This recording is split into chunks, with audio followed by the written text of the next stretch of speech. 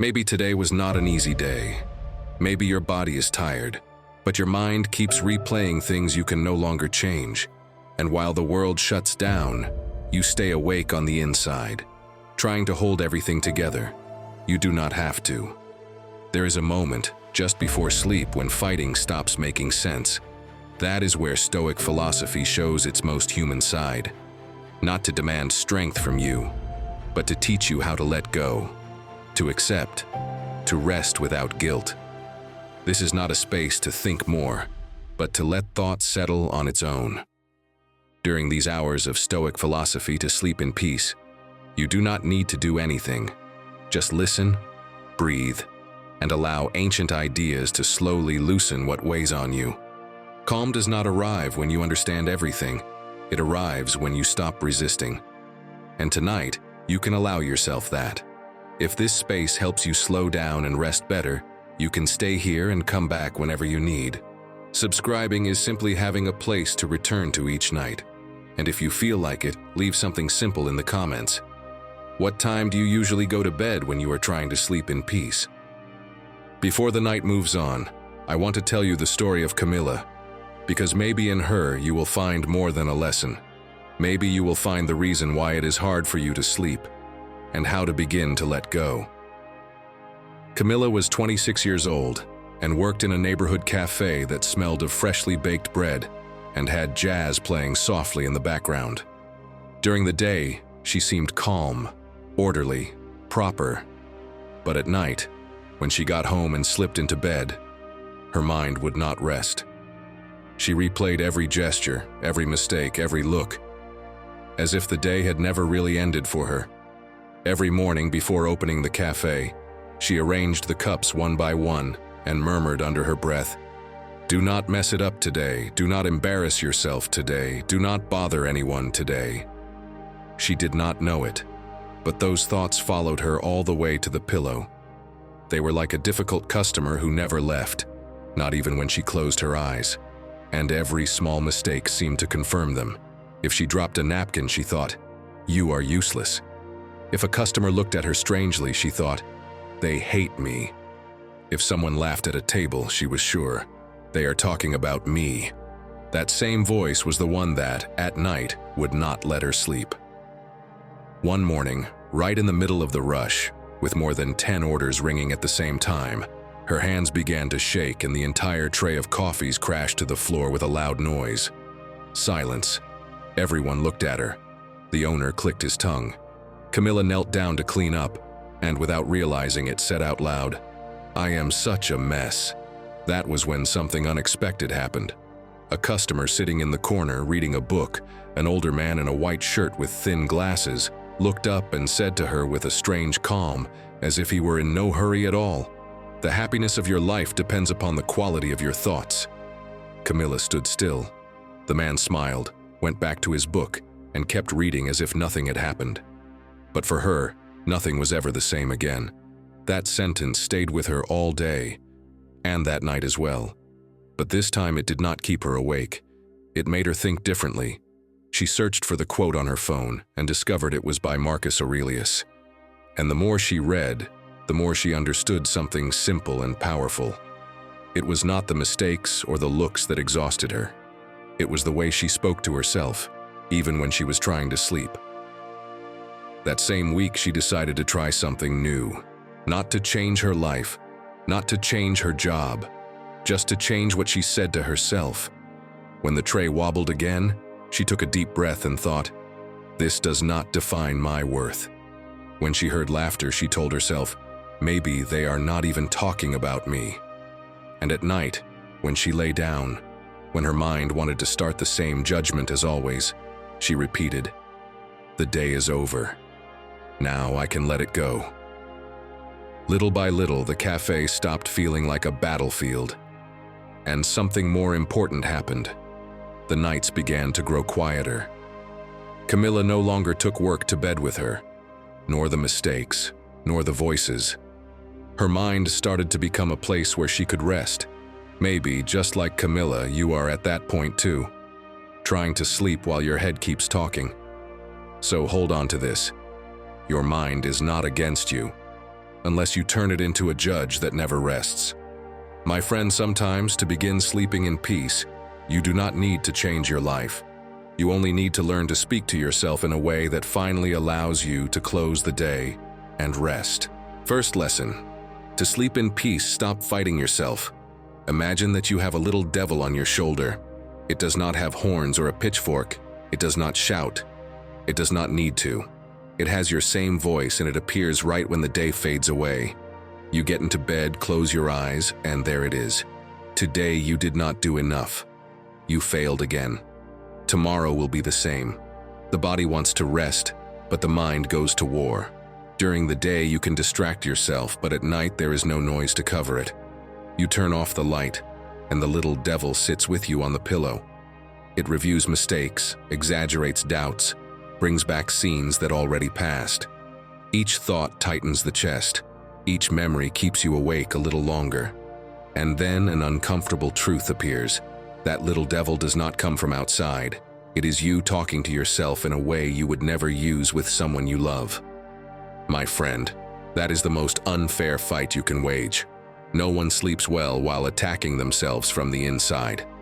If Seneca could see you tossing and turning in bed, he would calmly tell you that the greatest harm does not come from the day you had, but from not knowing how to let it go before sleeping. This is where the change begins. When that voice appears as you lie down, do not argue with it.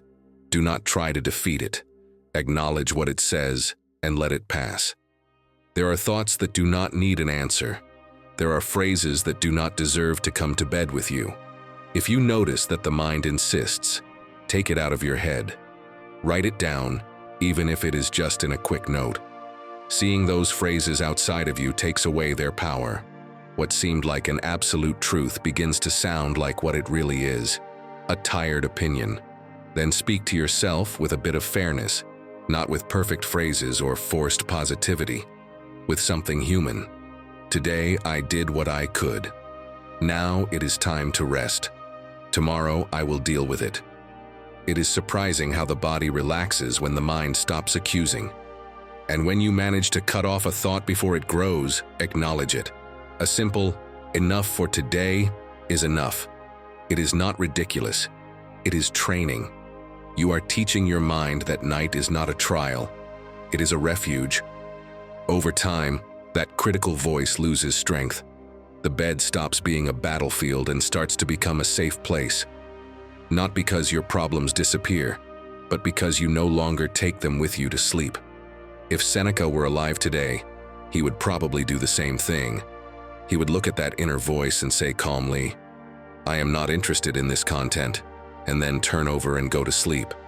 Because thinking like a Stoic is not about hardening yourself until you feel nothing.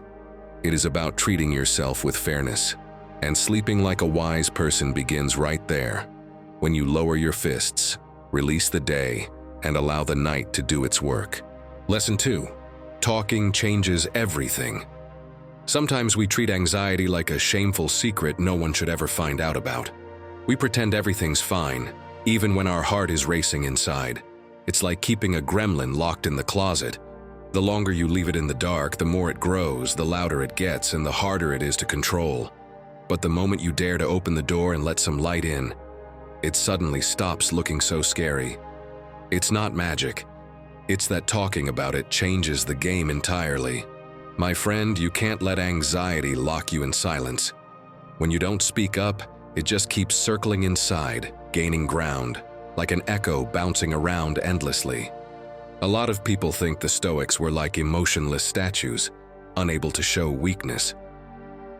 But that's not true. Marcus Aurelius, who ruled an empire and carried responsibilities that would keep anyone up at night, had a curious habit. He wrote down everything that worried him in a personal journal, not for others to read, but as a way to bring order to his thoughts. By putting his worries into words, they lost their grip. It was as if taking them out of his head and laying them in front of him made them easier to face. Picture this. You're at dinner with friends, but there's a knot in your stomach. You're trying to smile and keep up with the conversation, but your mind won't stop spinning. At some point, you give in and say, "Hey, I'm feeling kind of anxious today." And just like that, someone looks at you and says, "I've felt that too. You're not alone." It's amazing how a single sentence can break the isolation anxiety traps you in. It's like opening a window in a room that's been shut for hours. Air starts flowing again, and you can finally breathe. So what can you do the next time you feel anxiety tightening its grip? Speak up. Let it out before it turns into something you can't handle. Tell someone you trust, even if you're not sure how to explain it. Don't wait until it's a roaring monster in your head to ask for help.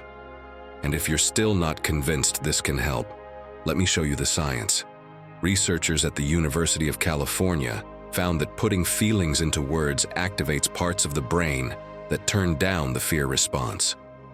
And no, you don't need a movie-worthy speech or to spill your whole story. Sometimes just saying "I'm not feeling great today" or "I'm feeling a bit nervous" is enough to take the weight off. Think back to the last time you admitted how you felt and someone said, "I felt that too." In that moment, even if nothing around you changed, you could breathe a little easier.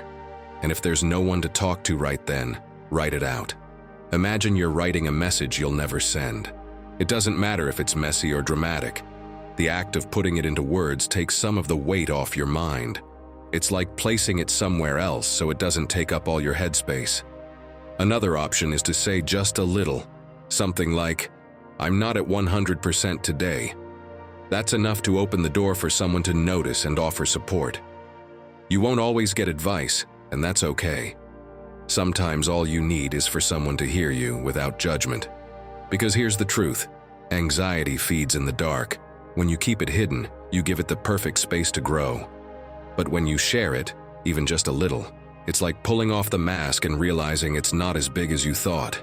Every time you speak up, you take back a bit more of the control that felt lost. And that control slowly turns into calm. The kind of calm that lets you actually live, without that inner voice dictating how your day's going to go. So here's a challenge for you.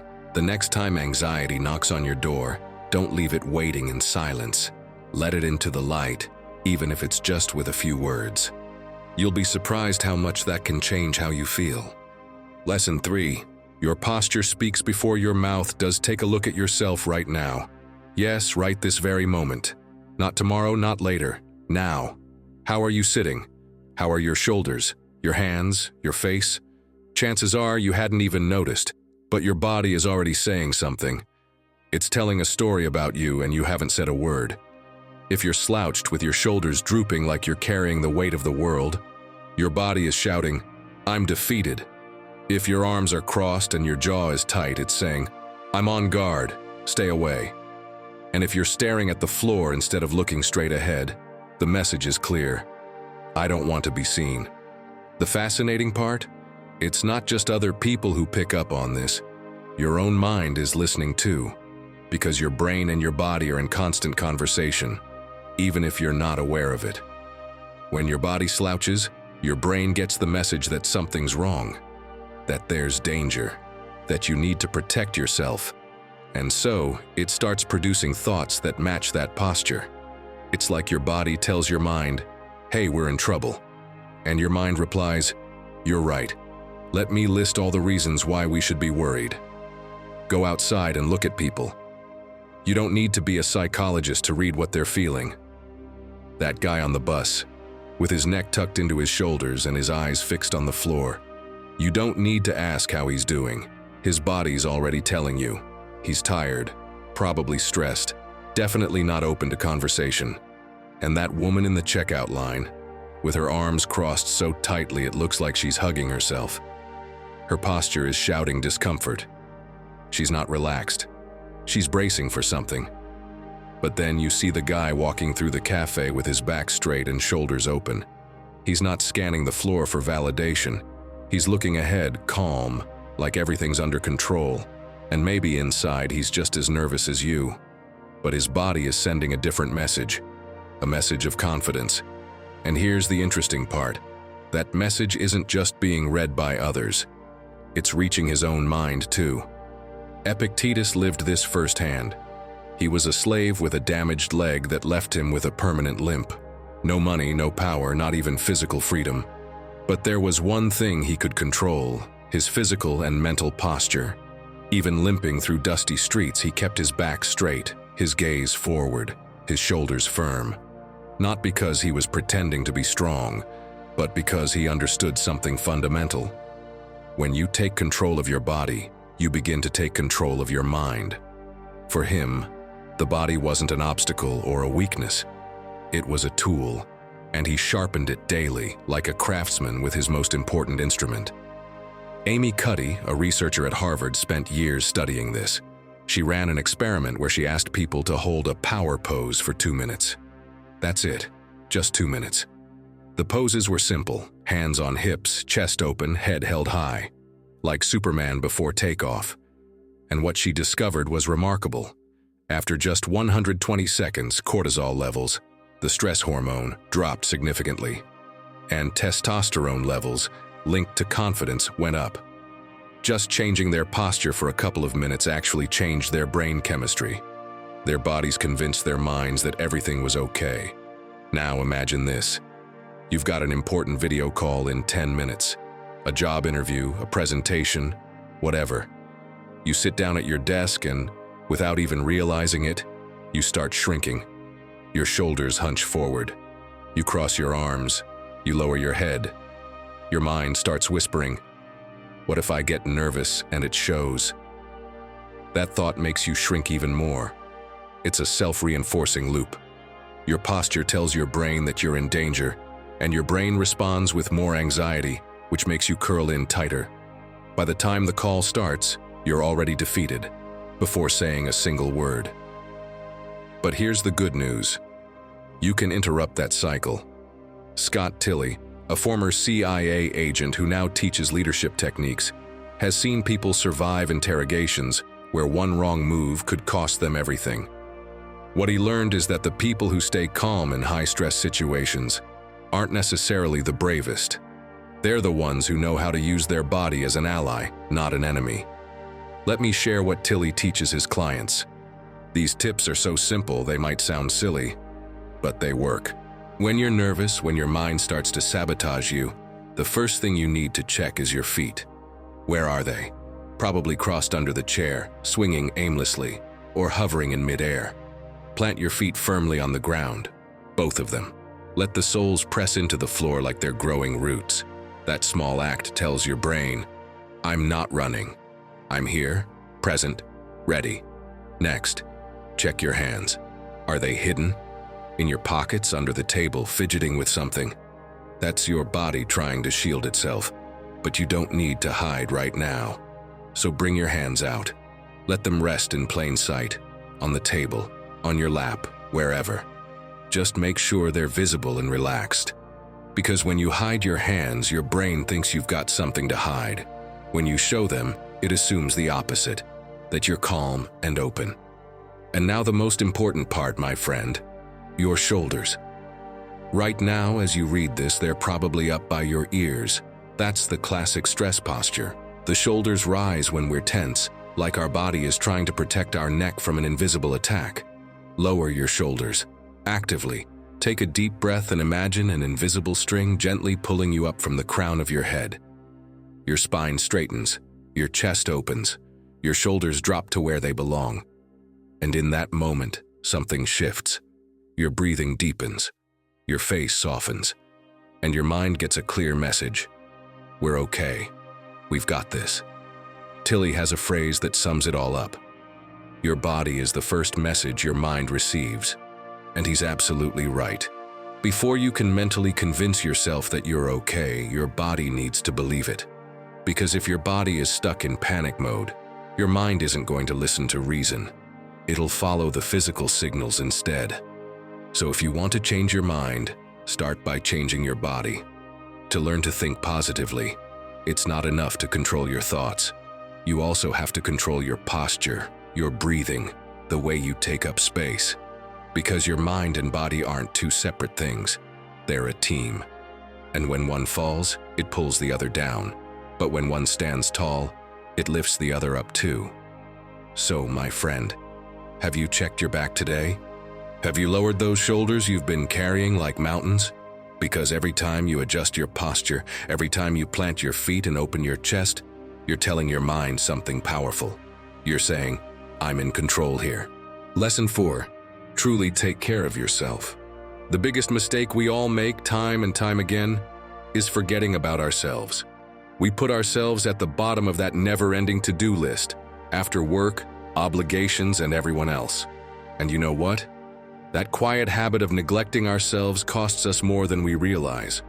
I'm not talking about minor things, like letting your phone die or not replying to a message on time. I'm talking about forgetting you, your body, your mind, and what truly matters. I'm talking about the mistake of not prioritizing yourself, of failing to truly take care of yourself. It's strange, isn't it? We pour time and energy into everything and everyone else, but when it comes to ourselves, there's always an excuse. It's like trying to drive a car with an empty tank. At first, you keep moving, but then everything slows down, until eventually, you stop altogether. Believe me, you can't give the best of yourself to the world if you're running on empty inside. Let me tell you something. The Stoics believed that the body and mind are like a temple, and you are its guardian. Epictetus once said, "No one can care for you unless you care for yourself first." If you neglect that temple, the walls crack, the roof starts to collapse, and bit by bit, what was once a sanctuary becomes unlivable. Is that what you want to happen to you? Picture this. You come home after a long day at work, completely exhausted, and collapse on the couch. It's understandable, you tell yourself. You've spent the whole day dealing with people you don't like and doing tasks you despise. You've earned a break. But instead of preparing something healthy or taking a moment to breathe, you open a bag of snacks and start scrolling through your phone. And once again, you make excuses. I deserve this mindless entertainment. I've dealt with enough today. Now, stop and really listen to me. This routine might seem harmless, like it's helping you relax, but in reality, you're neglecting yourself. Every day you repeat this cycle, you're wearing yourself down from the inside. Poor sleep, unhealthy eating, accumulated stress. It's a cocktail that drains your energy and steals your ability to enjoy life. You can't ignore the signals your body and mind are sending you.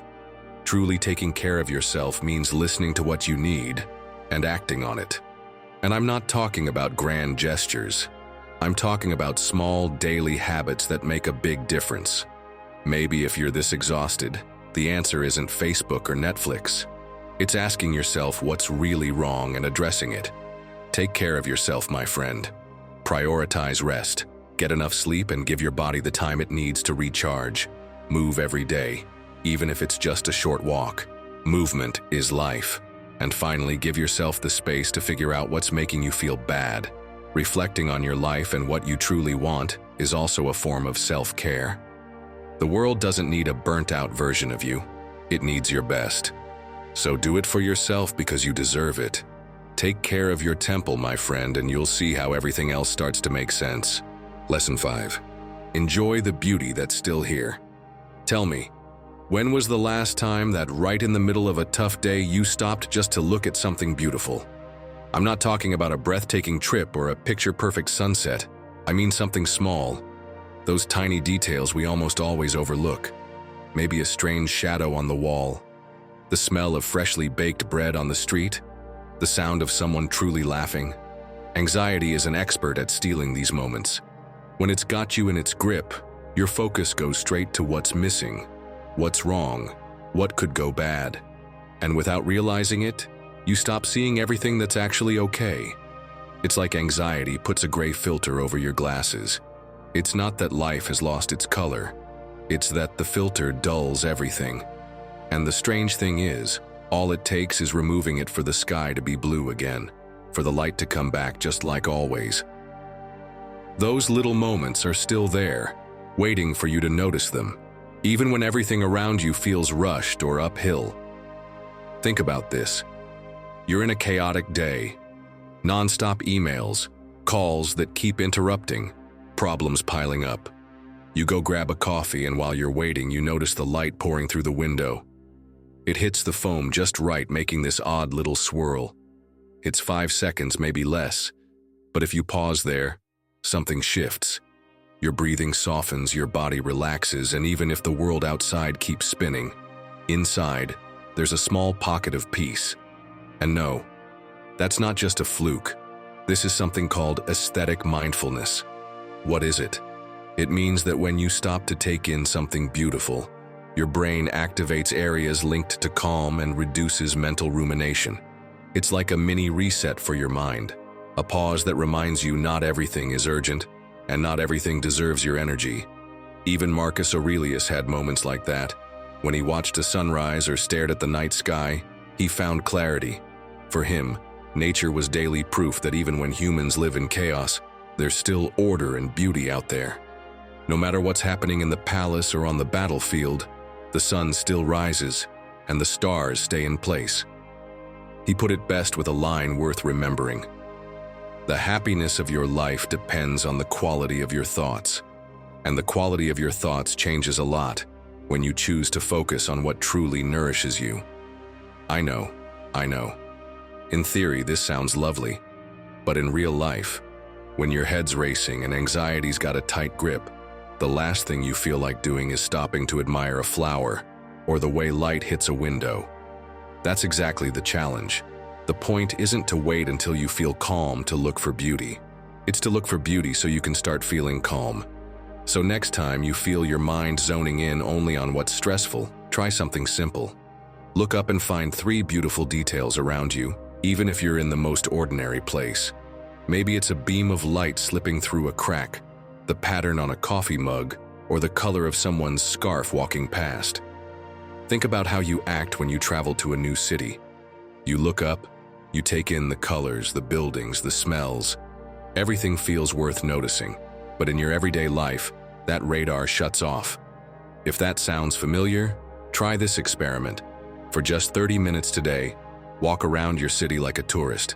Look at every corner. Take photos of anything that catches your eye. You'll be surprised at how much beauty was hiding in plain sight. Then, let your breath sink with something you see. The sway of tree branches, a curtain moving in the breeze, water flowing in a fountain. It's almost hypnotic. And if you want to anchor the moment even more, take a mental or physical photo of it. It'll remind you later that even on a rough day, beauty didn't disappear. Because once you start training your mind to look for it, something shifts. Anxiety loses a little ground. It's no longer the only thing on stage. It's like you're telling it, hang on a second, I've got something more important to look at. And my friend, that more important thing is you, reclaiming your calm and your power to choose what you focus on. In the end, enjoying the beauty that's still here isn't a luxury, it's a strategy. It's how you remind your mind that not everything is broken, not everything is urgent, and there's always a reason to slow down. Every time you choose to look, you take the steering wheel back from anxiety and give it to yourself. Now tell me, what's the last beautiful thing you saw without planning it? Something that made you smile even for just a second? Share it in the comments. Let's collect reasons to keep noticing more. Or simply write, today, I open my eyes to the beauty that's still here. 6th lesson. Breathe with intention and your mind will follow. You do it thousands of times a day without even thinking. Inhale, exhale. It seems like the most automatic thing in the world. But here's the secret. The way you breathe can determine whether your mind goes into panic or stays calm. And the strange part is, hardly anyone pays attention to something so basic. Look at what happens when you're nervous. Your breathing gets fast, shallow, and choppy. It's like your body believes there's an imminent threat, even if all you're facing is a tricky email or an awkward conversation. The result? Your nervous system flips on all the alarms, and your mind starts firing off chaotic thoughts that make you feel even worse. The Stoics didn't talk about lungs or oxygen, but they absolutely understood the link between body and mind. Epictetus never stopped reminding us that we're not truly free until we learn to control ourselves. And controlling your breath is one of the most direct paths to self-mastery. Because when you calm the body, you calm the mind. Science confirms it. Studies on emotional regulation show that slow, deep breathing activates the parasympathetic system, the part of your body that says, Relax, you're safe. It's like shifting gears in a car. You move from the frantic speed of stress to the steady rhythm of calm. Imagine you're in a long line at the bank, and someone starts arguing with the teller. The mood gets tense, people are getting impatient, and you feel your heart starting to race. Instead of letting yourself get swept up in that same energy, you close your eyes for a second and take a deep breath.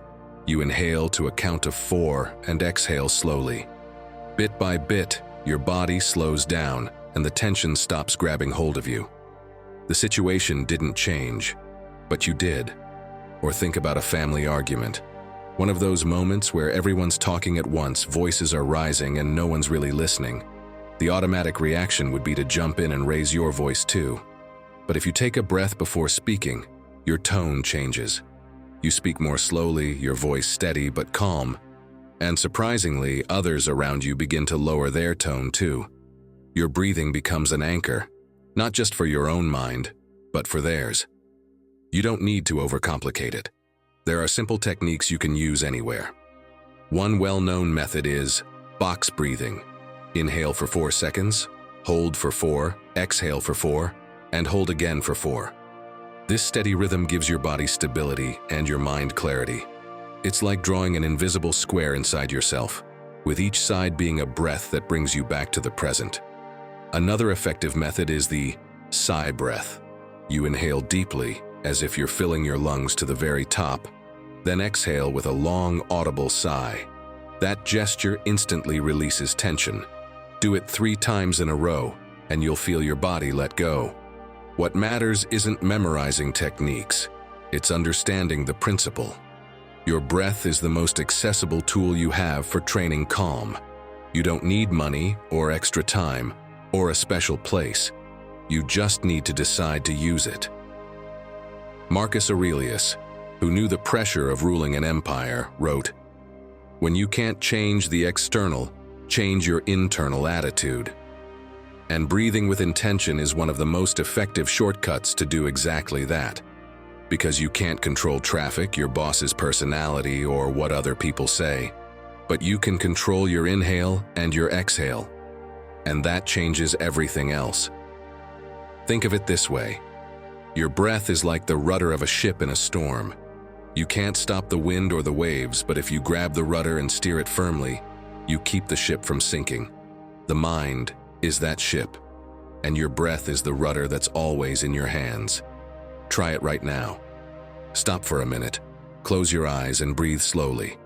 Inhale to a count of 4, pause, and then exhale even slower. Do it a few times. Do you feel how your mind quiets down? How your body softens? That's the power you've always had, even if you'd forgotten.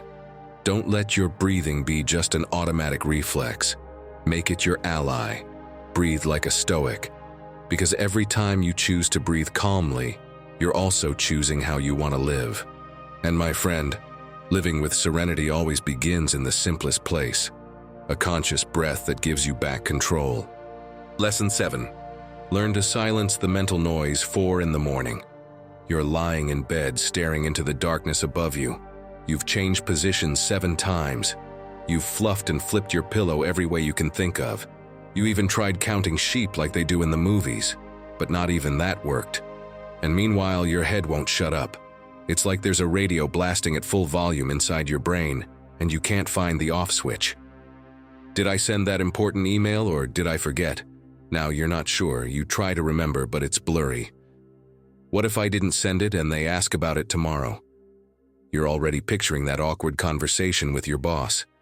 They'll say I'm irresponsible. Then you remember you've got a meeting first thing. Was it at 9 or 10? You check your phone. It's 4:14 a.m. If I fall asleep now, I'll get 4 hours of sleep. But if I take another 30 minutes to fall asleep, I'll only get 3.5 and I'm going to be a mess. And just like that, like dominoes falling one after another, your mind keeps jumping from one thought to the next without stopping. Each worry triggers another. Each doubt brings new anxiety. And the more you try to fall asleep, the more awake you feel. It's frustrating, isn't it? Because you're not actually facing a real problem in that moment. There's no emergency. Nothing bad is happening right now in your room at 4 in the morning. But your mind is convinced everything is urgent, that everything needs to be solved right this second. Here's the uncomfortable truth. Your mind isn't built for silence. If you don't give it something to focus on, it's going to look for problems anywhere. It'll dig through the past, searching for mistakes you made months ago.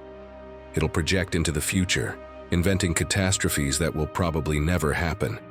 It'll take something small and blow it up into a tragedy. Why? Because that's how the mind works when there's no order. It's like leaving a kid alone in a room full of toys. They're not going to sit still. They'll tear everything apart and make a mess. There's an old story, I think it's Chinese, about a man who had a pond. A beautiful, deep pond full of colorful fish swimming peacefully beneath the surface. But every time the man tried to catch one to eat, he ran into the same problem. The water was cloudy. He couldn't see anything. So he'd reach in, stir the net around, try to move things and grab something. And the more he moved, the murkier the water got. The mud from the bottom would rise, plants would loosen, and the water would turn into a brown mess where nothing was visible. Days went by like this. The man got more and more frustrated, until one afternoon he decided to try something different. He sat by the edge of the pond. He didn't touch anything, didn't dip in his hands, didn't move the net. He just sat there, still observing. And as the minutes passed, something started to change. The mud began to settle. The floating particles slowly drifted downward. The pond began to clear. And then, as if by magic, the fish appeared. They'd been there the whole time, swimming calmly, just waiting for the water to settle so they could be seen. Your mind works the exact same way. Every time you get anxious, every time you try to solve 10 problems at once in your head, every time you jump from one worry to another, you're stirring the pond. You're kicking up the mud, you're making it impossible to see clearly. And the solution isn't to stir harder. The solution is to stay still. Epictetus lived this firsthand. He was a slave. He had no control over his life, his body, his time. Most people would assume that when you lose control of everything external, you lose your mind. But he did the opposite. He realized that the one thing he could control was his mind. And that's where he put all his focus. He said something that still sounds revolutionary today. It's not things themselves that disturb us, but what we think about them. That's the key to everything. It's not the email you may have forgotten. It's not tomorrow's meeting. It's none of that. It's the circus you build around it in your head. So how do you bring order to mental chaos? Let me share something that changed my life. It comes from a psychologist named Nick Wignall. And when I tried it for the first time, I thought it was way too simple to work. But it worked. And it still works. First, get everything out of your head, literally. Take your phone, open your notes app, and write down everything that's spinning around in there. No order, no need for logic. Work email. Meeting tomorrow. Not sure if I locked the door. That message I sent sounded weird. Everything, every single thought floating around, put it into words. You know what happens when you do this? Most of those thoughts, once written down, lose their power. They stop being massive monsters in your mind and become what they really are. Normal tasks you can deal with tomorrow. And here's something else you can try. It sounds strange, but it works. Schedule your worry time. I know it sounds weird, but it works. Choose a time during the day, maybe 6 p.m., maybe after lunch, whatever. That's your official worry slot, 15 minutes. When your mind tries to ambush you at 4 a.m. with its drama, you say, "No, we're handling this at 6. And here's the funny part, when 6 o'clock comes around, half of those worries won't even matter anymore.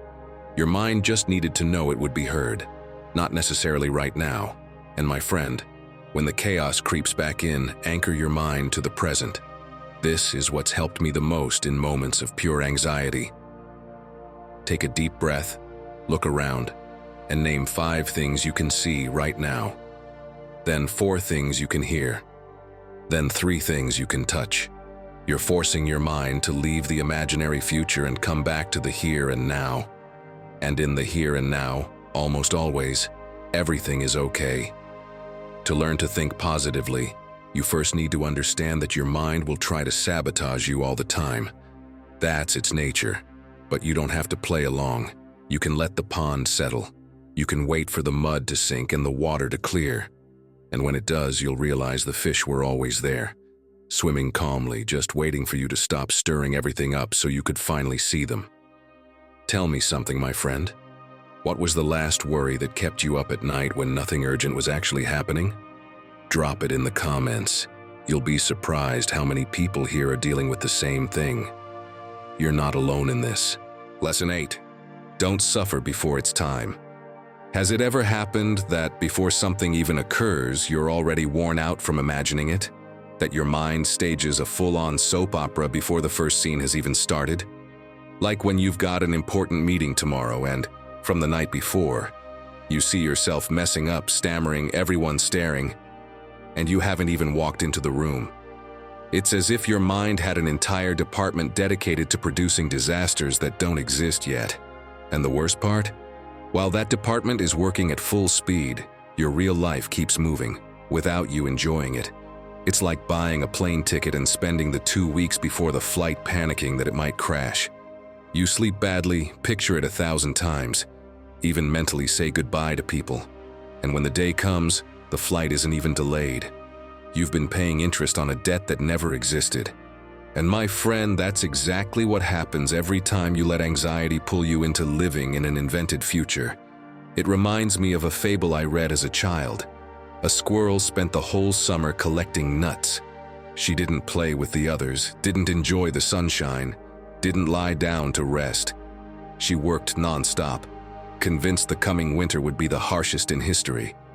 While the other squirrels leapt from branch to branch and tasted the forest's sweet berries, she kept going, glancing at the sky as if the cold had already arrived. When winter finally came, it turned out mild.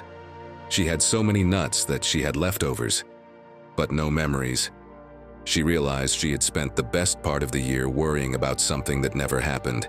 And believe it or not, humans aren't that different from that squirrel. Imagine you're waiting for medical test results.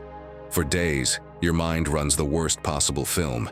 You picture hearing the most serious diagnosis, the treatments, the conversation with your family. You even feel the symptoms of something you don't have. Then the day comes, and you're told it's something minor, easy to treat. Your body had lived the fear as if it were real, but it was all fiction. Marcus Aurelius warned us about this mental poison. Each of us lives only in the present, this brief moment. The rest is either past or uncertain. What he meant was that if you pour all your energy into what might happen, you're abandoning the only place where you can act, here, now. This isn't about ignoring the future, but about refusing to mortgage your peace of mind for things that might never occur. Stoicism teaches us that when we stop feeding this anticipatory anxiety, we take back our power. Because what you can control is what you do in this moment, not what your mind invents for tomorrow.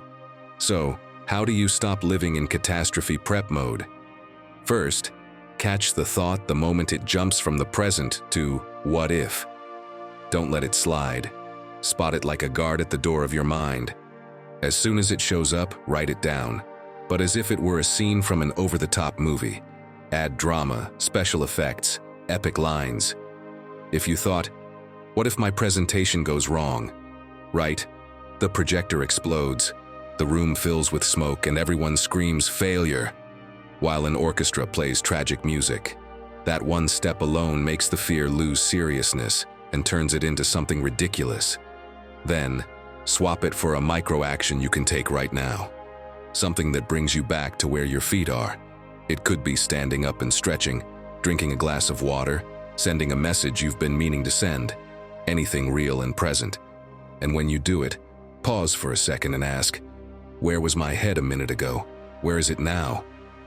That contrast is gold. It shows you that you can interrupt the film and take back the director's chair of your life. Next time you feel your mind racing toward the worst-case scenario, remember the squirrel and her nuts. Ask yourself, am I storing up worries for a winter that might never come? Living on constant guard doesn't save you from pain. It only steals moments that could have been good. Killing anxiety is also about learning to live where your feet are. not where your fears want to take you, because the future can wait, but your life can't. Ninth lesson, don't let stress wear you down. How many times have you felt like a rubber band about to snap? Stress is that constant pressure that builds up day after day until you feel like you just can't take it anymore. The worst part? Instead of addressing it, we often keep piling on more and more, repeating the same mistake over and over, thinking we can handle it all. But this cycle only drains us and steals our peace. Let's face it, we're human, not superheroes. I'm not talking about the little stress of forgetting to turn off the TV before leaving the house. I mean that heavy weight in your chest, the kind that consumes you as you try to balance all the responsibilities in your life without giving yourself time to breathe.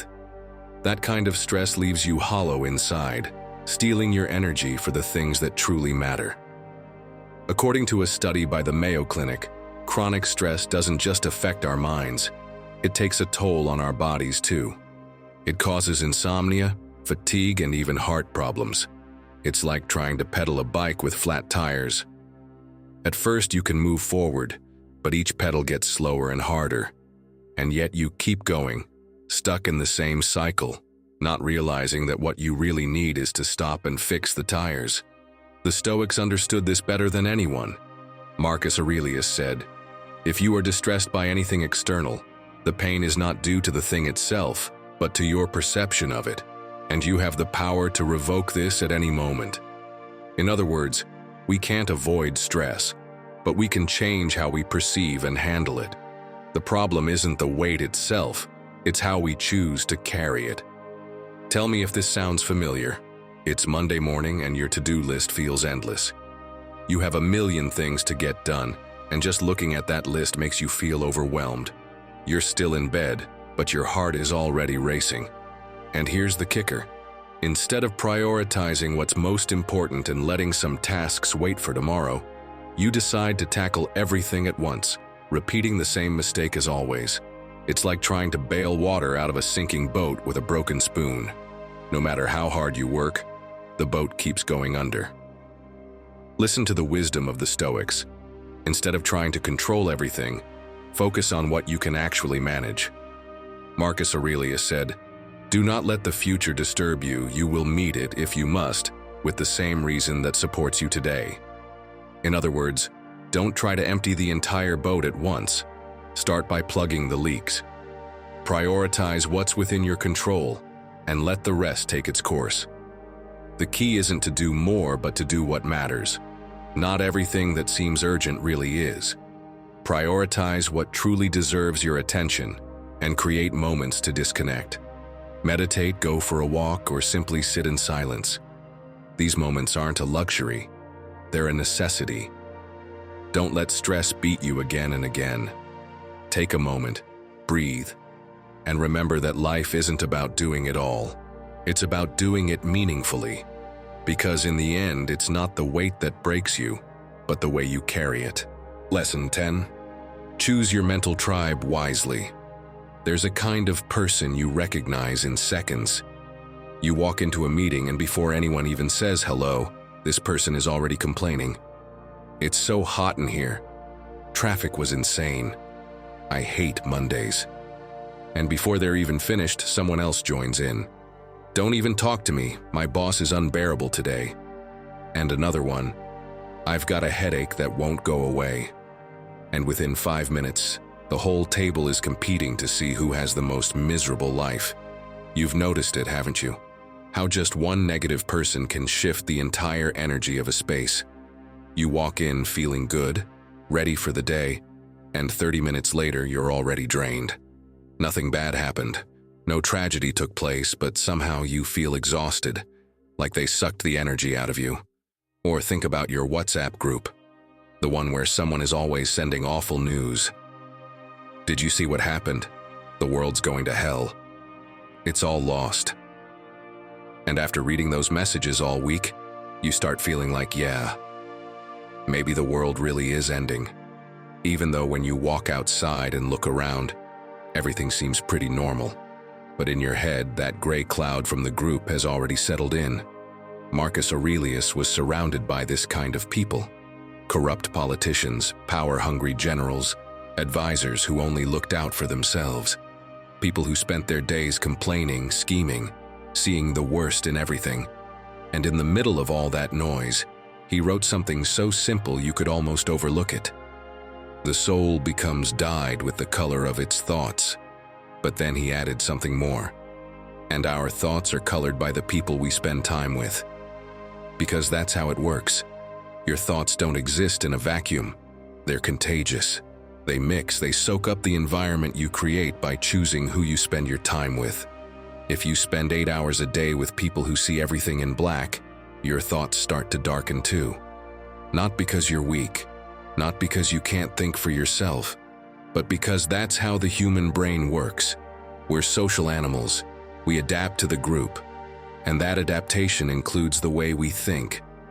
Kobe Bryant once said something that stuck with me. He said that when he trained at 5 in the morning, it wasn't just about discipline. It was because, at that hour, only the people who really wanted to be there would show up. The ones who had already decided to sweat, to push themselves, to improve. No complainers, no one showing up late with excuses, just people who were ready to work. And Kobe said that training with people like that, surrounding himself with that mindset, forced him to raise his own level. Because when everyone around you is giving 100%, you can't give less. It pulls you upward, but it also works the other way. If you train with people who show up late, complain about the heat, and look for the easiest way to do everything, that mindset pulls you down. Little by little, without realizing it, you start making excuses too. You start complaining more, you start settling for less. This isn't a moral judgment. It's not about good people or bad people. It's about energy, about direction. There are people who, when you talk to them, make you feel lighter. They make you laugh. They make you think. They inspire you to try new things. And there are people who make you feel heavier. They make you doubt yourself. They make you feel like nothing's worth it. It's not that they're bad people. They're just on a different frequency than the one you need right now. And sometimes those people are longtime friends, family, people you care about. And the idea of stepping back from them feels like a betrayal. How can I stop spending time with them? What will they think? Aren't good friends supposed to stick together no matter what? And that's where you get stuck. Between the affection you feel for them and the exhaustion you feel every time you're around them. But let me tell you something that took me a long time to understand. Distancing yourself from someone doesn't mean you hate them. It doesn't mean you wish them harm. It means recognizing that right now, in this stage of your life, you need to protect your energy. You need to surround yourself with people who push you in the direction you want to go. Not those who anchor you where you no longer want to be. And that doesn't make you selfish. It makes you self-aware. Lesson 11. Break the cycle of anxiety. That heavy fog that clouds our reality and darkens even the brightest of days. Have you felt that pressure in your chest? That inexplicable fear that everything will go wrong, even when there's no real threat? Picture this. You're about to go to bed after an exhausting day. You've given it your all, and now it's time to claim your well-deserved rest. But surprise, instead of relaxing, your mind begins replaying every mistake you've made or every possible thing that could go wrong tomorrow. You toss and turn, heart racing, wishing you could stop the storm of thoughts. And there you are, trapped in the same old mistake, worrying about things that haven't even happened. Let me be clear about this. Anxiety isn't just a fleeting nuisance. It's a silent thief that robs your peace and keeps you stuck in an endless loop of worry. As the great Seneca once said, "We suffer more in imagination than in reality." The Stoics taught us that anxiety stems from focusing on things we can't control. Epictetus reminds us that there are things within our power and things beyond it. When we direct our energy toward what's out of our hands, we doom ourselves to a life of frustration. And this isn't just some philosophical theory. A recent study from the University of Bath revealed that practicing Stoic principles can significantly reduce negative thoughts in people prone to worry. Yes, You heard that right. Science backs up what those ancient sages knew so well. Adopting a Stoic mindset isn't just philosophically enriching, it's also beneficial for your mental health. Now I need your full attention. It's time to break that cycle. Stop feeding that invisible monster that's holding you back. Take charge of your life and face anxiety with determination. Pause and identify the aspects of your life that are beyond your control. Let them go. Worrying about the weather or what others think of you doesn't make sense. Focus instead on your actions and decisions, the things you can actually influence. Next, ask yourself if you're trying to do too much at once. We've become so used to multitasking that it seems like an admirable skill, but in reality, it's often a source of frustration and stress. Trying to do everything at once is like spinning too many plates. One by one they'll fall, and disaster is inevitable. When you try to handle everything at the same time, your attention gets spread too thin, and you end up making more mistakes. Seneca once said, "He who is everywhere is nowhere." So instead of scattering your energy, choose to focus on one task at a time. And no, I'm not talking about trivial things, like perfecting your shopping list or folding every piece of clothing like it's an ancient art. I'm talking about focusing on the goals that truly matter, the projects that bring meaning to your life, like learning that skill you've always wanted to master or spending quality time with the people who matter most to you. That full focus on what you're doing in each moment is your greatest weapon against that dark enemy called anxiety. So, the power is in your hands. No one else can make this change for you. It's time to take back control of your life. Lesson 12. You are not what happens to you. You are what you do. In the lives of the Stoics, we find powerful examples of this truth. Musonius Rufus, Epictetus' teacher, was exiled multiple times because of his teachings. For most people, exile meant defeat, losing your home, your students, the life you'd built. But he didn't see it that way. He used his exile to keep teaching whoever wanted to listen, even in the most difficult conditions. He didn't choose to be exiled, but he did choose what to do with that exile. And that choice turned him into a guiding light we still remember today. That's the key, my friend. They can take almost everything from you, but no one can take away how you choose to respond. Because let me be blunt, you can be betrayed, fired, lied to, even humiliated. And yes, all of that hurts. But what will truly shape your life isn't the blow itself. It's what you do next. Let me tell you another story that's deeply inspiring. The story of Nick Vujicic, a man born without arms or legs. From an early age, people told him his life would be limited, but he chose a different path. He decided not to define himself by what he lacked, but by what he could offer.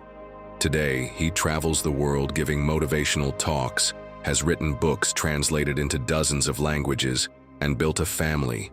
He didn't choose his body, but he did choose his attitude, and that choice changed his destiny. The Stoics understood this clearly. For them, suffering didn't come from the event, but from the interpretation of it.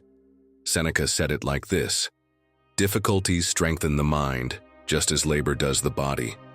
Every challenge, no matter how painful or unfair, can become the training ground you need to grow." Look at your own life.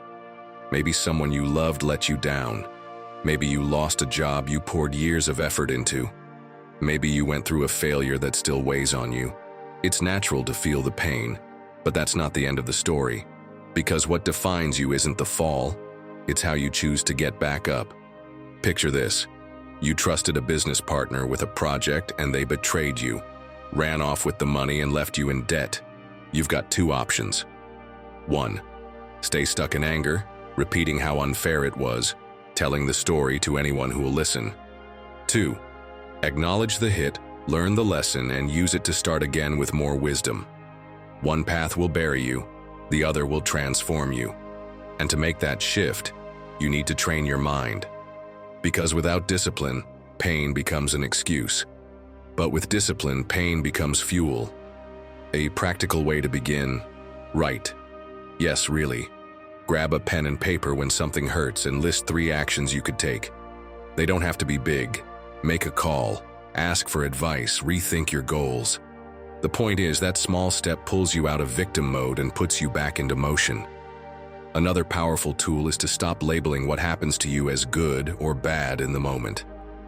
Life is full of unexpected turns. What seems like a disaster today might be the very thing that pushes you towards something greater tomorrow. A friend's betrayal might open space for more genuine people in your life.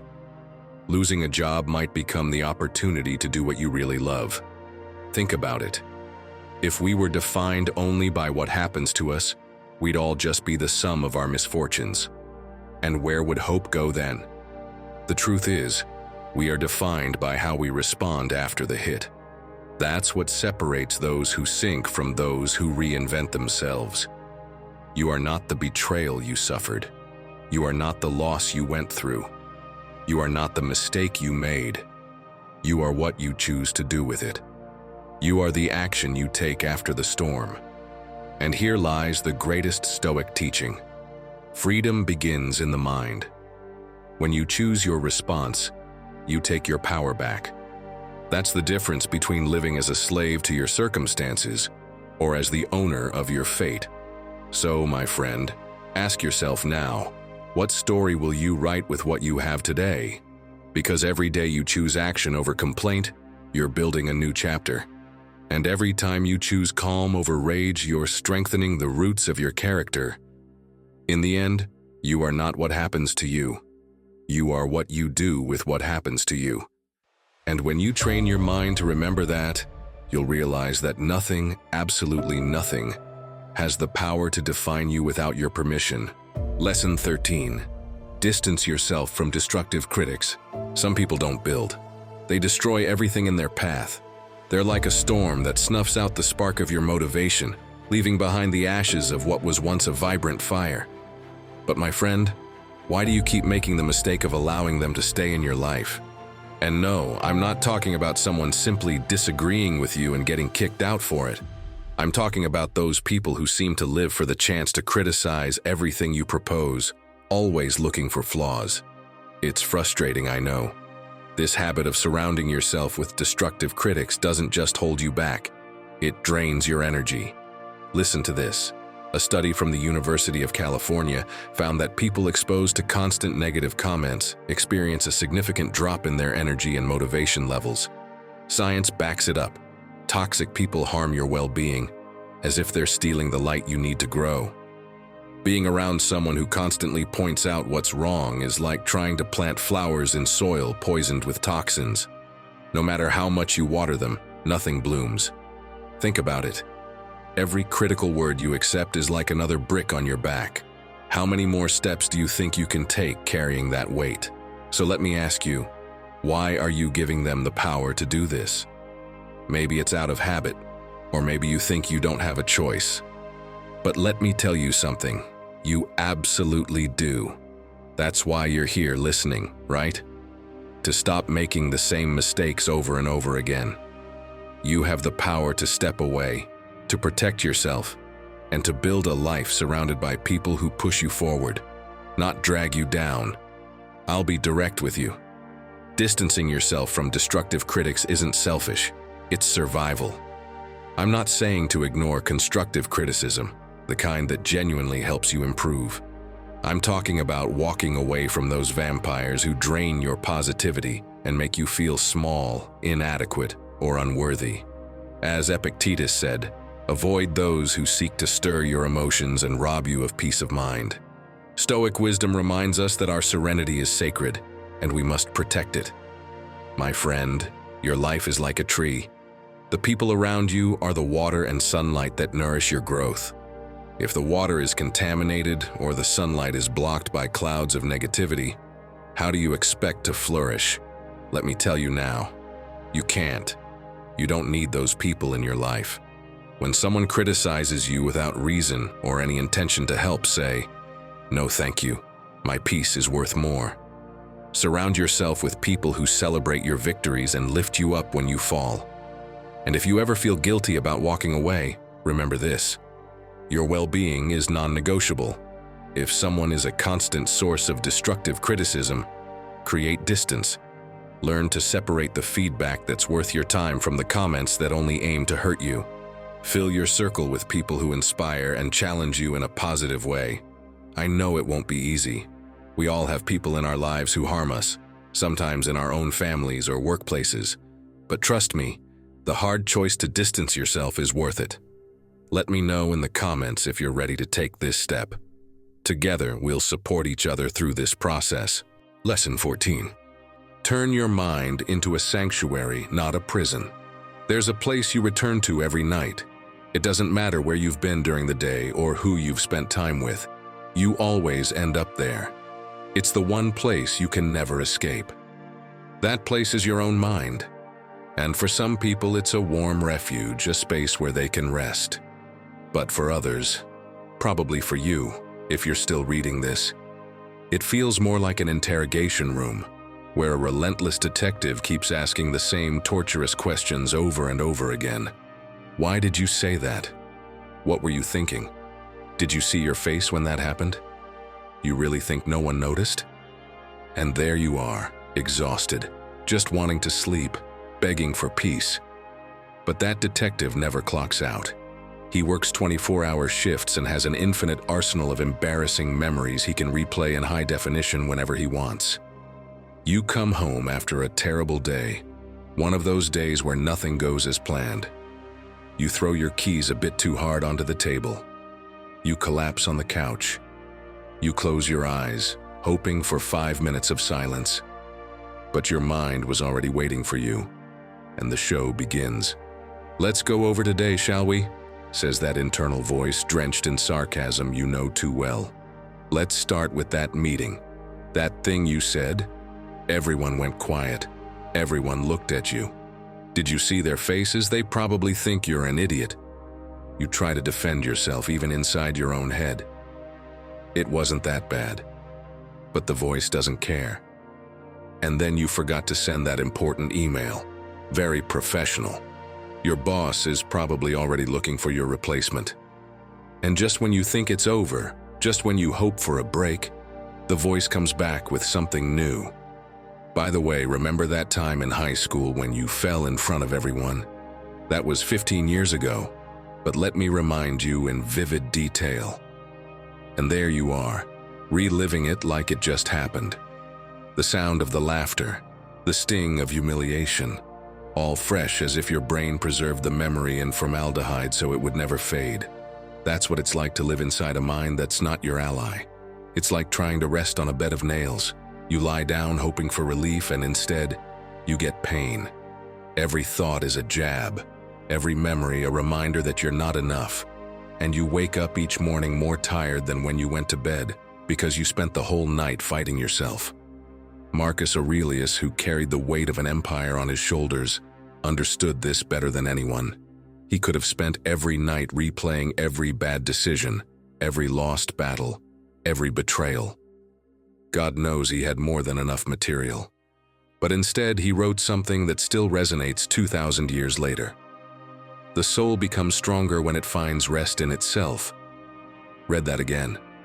He didn't say when it solves all its problems, or when it reaches perfection, or when others finally understand it. He said when it finds rest in itself. Your mind can be a refuge, but only if you choose to make it one. Only if you stop treating it like a battlefield where every night you fight the same losing war against yourself. Guy Winch, a psychologist who studies this exact thing, gave a TED Talk where he asked a brutal question. Why do we take better care of our teeth than our mind? Think about it. If you cut your finger, you immediately clean it, put on a bandage, and make sure it doesn't get infected. But if you have a thought that hurts you, that humiliates you, that slowly destroys you from the inside, what do? Nothing. You leave it there, bleeding emotionally, and just carry on like it doesn't matter. Winch proposes something revolutionary. Treat your emotional wounds with the same urgency as physical ones. When you realize your mind is attacking you, don't ignore it. Don't pretend it's normal. Tend to it, clean it, heal it. Because if you don't, it festers. And a mind infected with toxic thoughts is just as dangerous as any physical illness. That's why you need to make an important decision.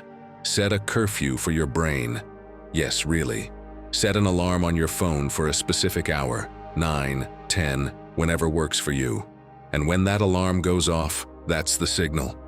That's enough. No more self-criticism tonight, no overthinking, closed for emotional maintenance. At first, your mind will push back. It'll try to insist, but we have to talk about what happened today. And you'll have to answer, tomorrow. If it still matters tomorrow, we'll look at it. But right now, silence. It won't be easy. In the first few weeks, your brain will keep trying to bring up things, like a kid begging for attention. But stay firm. Curfew, non-negotiable. And little by little, you'll notice something incredible. Your mind learns. It learns that there's a time for processing and a time for rest, and both are equally important. Also, try something deceptively simple that can completely change your relationship with your mind. Create a physical space just for peace. It doesn't have to be anything fancy. A cozy chair by the window, a blanket you love, a candle with a soft scent, a book that calms you. That space becomes your sanctuary. And every time you sit there, you're sending a clear message to your brain. This is not a place for fights. This is where we breathe. And when the critical voice comes back, because it will come back, start responding differently. Don't argue with it. Don't defend yourself. Don't give it fuel. Just say something simple like, "Thanks for your opinion, but I didn't hire you today." It might sound silly, but it works, because it creates distance. It turns that voice into background noise, not a universal truth. And when you see it that way, it loses its power. My friend, your mind can be your worst enemy or your greatest ally. It can be the prison that tortures you each night, or the sanctuary where you find peace. But no one makes that choice but you. You decide, every day, every night, with every thought you choose to feed or to let go. To learn how to think positively, you first need to make peace with your own head. You need to set boundaries. Create moments of rest. Treat yourself with the same compassion you'd offer someone you love. Because if you can't be at peace with yourself, if every moment alone feels like punishment, then no amount of success, no crowd of people, no outside validation will ever be enough. You'll always be running away from the one place you can't escape. So tonight, when you get home, try something different. Set that alarm. Give your mind a closing time. And when that critical voice knocks after hours, imagine Marcus Aurelius hanging a sign on your mental door, closed for drama. Come back tomorrow. And leave it outside, because you deserve rest. You deserve peace. And you deserve a mind that feels like home, not a cage. Lesson 15. Believe in yourself. Let me get serious with you for a moment. Believing in yourself isn't just a mistake you make occasionally, nor is it a luxury or an option. It's a necessity. Think of a house.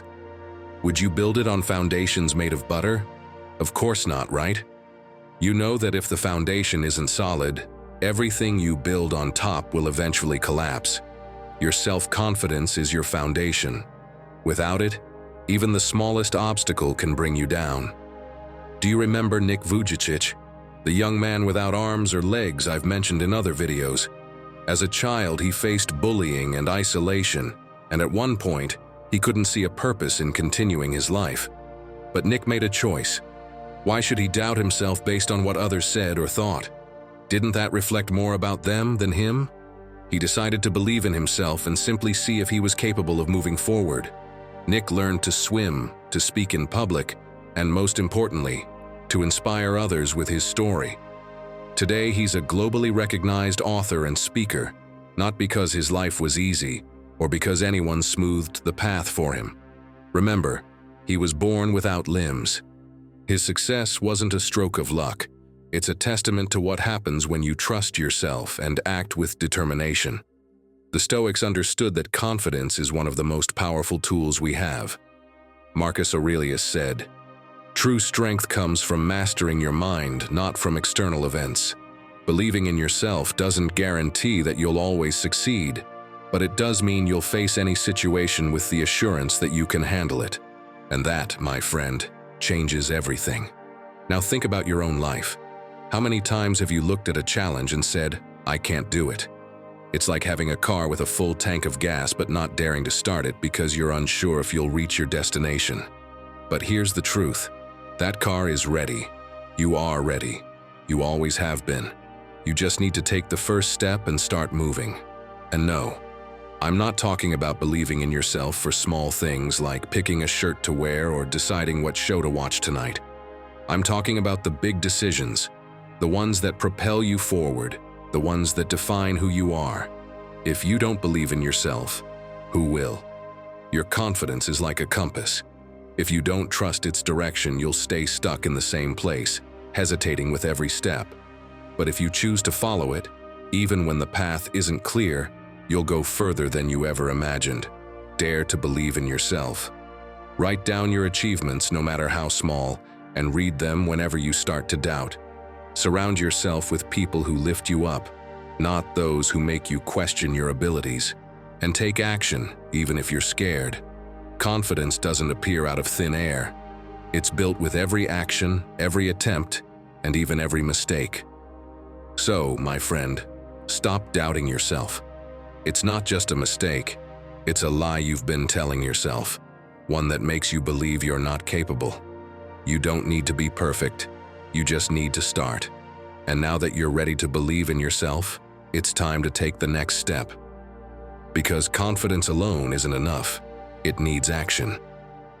Are you ready to learn how to turn your ideas into reality and shape the life you want? Let's get started. Lesson 16. Calm is your secret weapon. Picture a fire in the middle of the city. Smoke spreads fast, sirens wail like desperate echoes, and people run in all directions, crashing into one another. It's a scene of total chaos. Some scream, others shove, many act like their most primitive instincts have taken over. Panic spreads like the fire itself. And yet, in the middle of the confusion, someone appears who doesn't run, doesn't push, doesn't scream. They walk with steady steps, breathe deeply, keep their eyes focused on what needs to be done. This person isn't blind to the danger, but they've made a decision not to give their calm away to the storm. And strangely, their presence begins to bring order to the chaos. Others see them and are drawn into their stillness.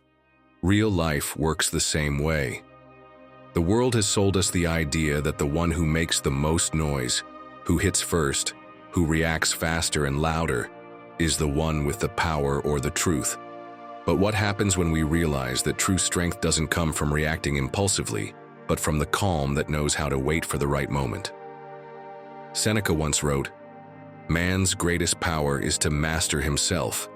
And that's the root of it all. Calm isn't passivity or lack of character. On the contrary, it's mental discipline, inner control. It means you choose what to do and what not to do, instead of letting your emotions decide for you. Think of a surgeon in the middle of a complicated operation.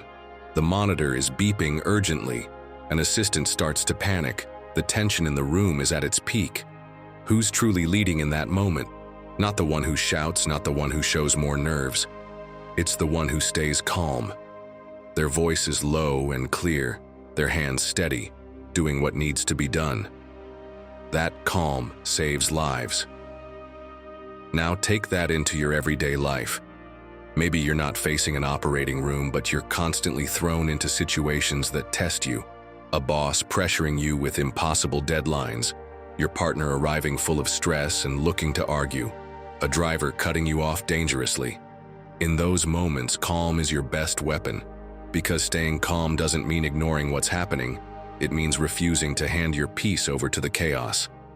Marcus Aurelius wrote in his Meditations, "You are the master of your mind. Don't let anything external steal that power from you." He understood it firsthand, ruling an empire in constant war. If he could train his mind to remain steady through all of that, what's stopping us from doing it in everyday life? Now imagine something even more ordinary. You're negotiating a small raise. Your boss starts raising their voice, getting defensive. The usual reaction would be to raise your voice too, turn it into a power struggle. But this is where your training kicks in. You breathe, listen without interrupting, and respond with calm. You don't back down. You don't act submissive. but you don't lose control either. That calm not only gives you clarity to argue better, it gives you authority. You sound like someone who knows exactly what they want. Calm is trained like a muscle. Every time you resist the urge to react immediately, you strengthen that control. Every time you choose to breathe before responding, you teach your mind who's in charge.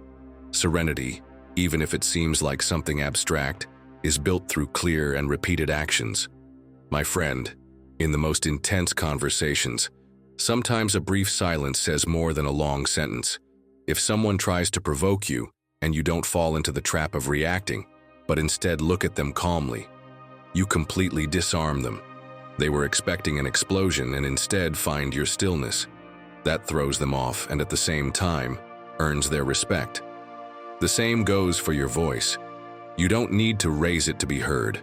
In fact, the one who yells often loses authority because shouting is born from insecurity. On the other hand, someone who speaks slowly and firmly captures everyone's attention. Calm has its own volume, and it's far more powerful than you think. Epictetus summed it up clearly. No man is free unless he is master of himself.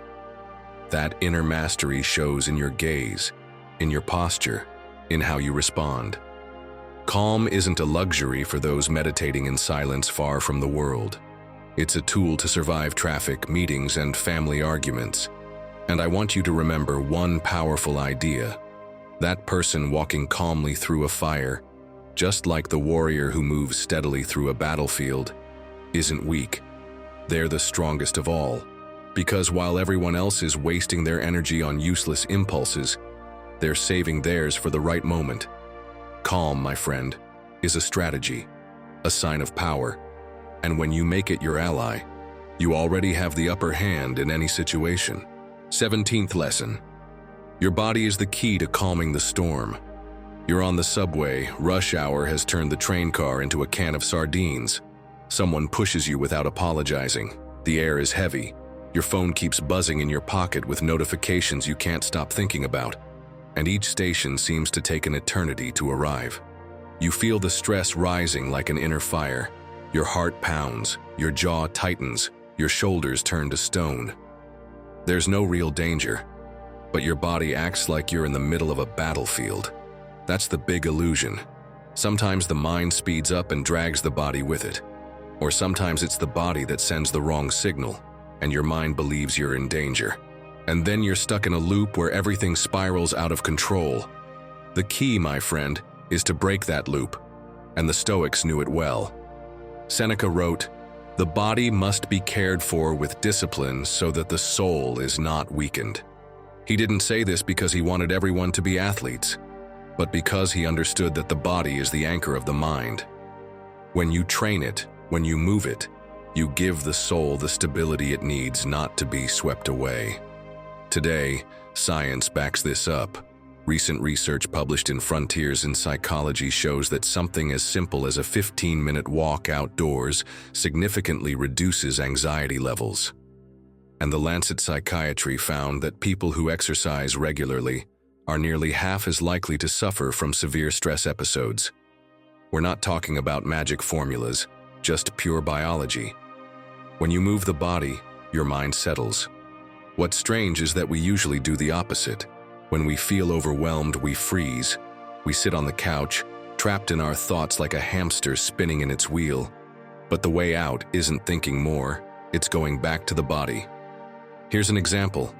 Someone argues with you at work, and you feel the anger starting to rise inside.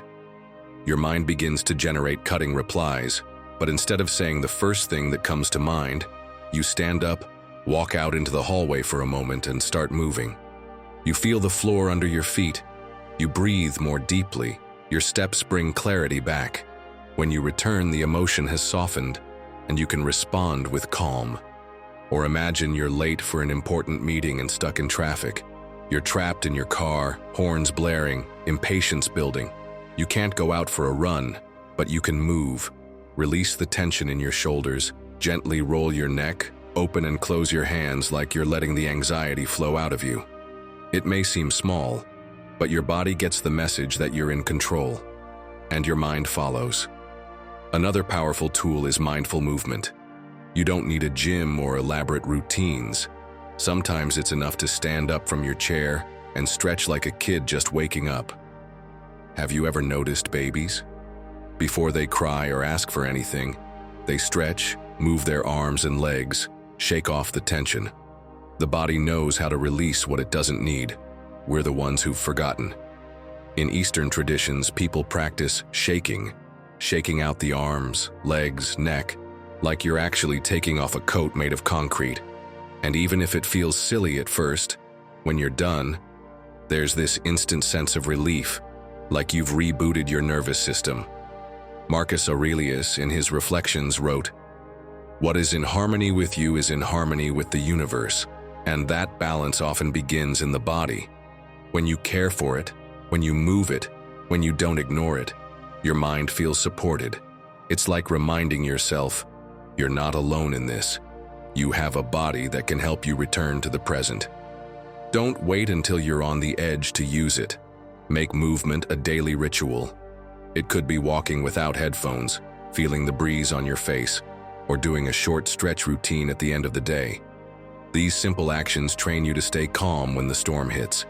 Because the mind, when it's trapped, is like a sky full of dark clouds. The body in motion is the wind that begins to clear them. Not all at once, but little by little it opens pockets of light. So next time you feel like everything's too much, don't freeze. Move. Take a walk, shake out the tension, stretch like you're waking from a long sleep. Don't underestimate it. That simple act could be the difference between staying stuck in the storm or finding the calm you so deeply need. Lesson number 18. Defeats don't define you. They build you. Imagine it's Sunday morning. You signed up for that 10-kilometer race 3 months ago. You bought new running shoes, downloaded a training app, even convinced a friend to join you. During the first few weeks, you felt unstoppable. You went running even when it rained, even when it was cold, even when you had 1,000 excuses to stay home. You pictured yourself crossing the finish line, arms raised, feeling the satisfaction of having achieved something big. But today is race day, and everything feels different. You're at the starting line, surrounded by hundreds of people who all look more prepared than you.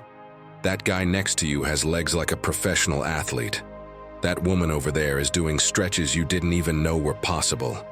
And here you are in your brand new shoes that haven't even broken in properly, wondering if this was a good idea. The starting gun goes off. You start running. The first 2 kilometers go well. You even feel strong. I can do this, you think, but by kilometer 5, your legs feel heavy. At 6, breathing gets harder.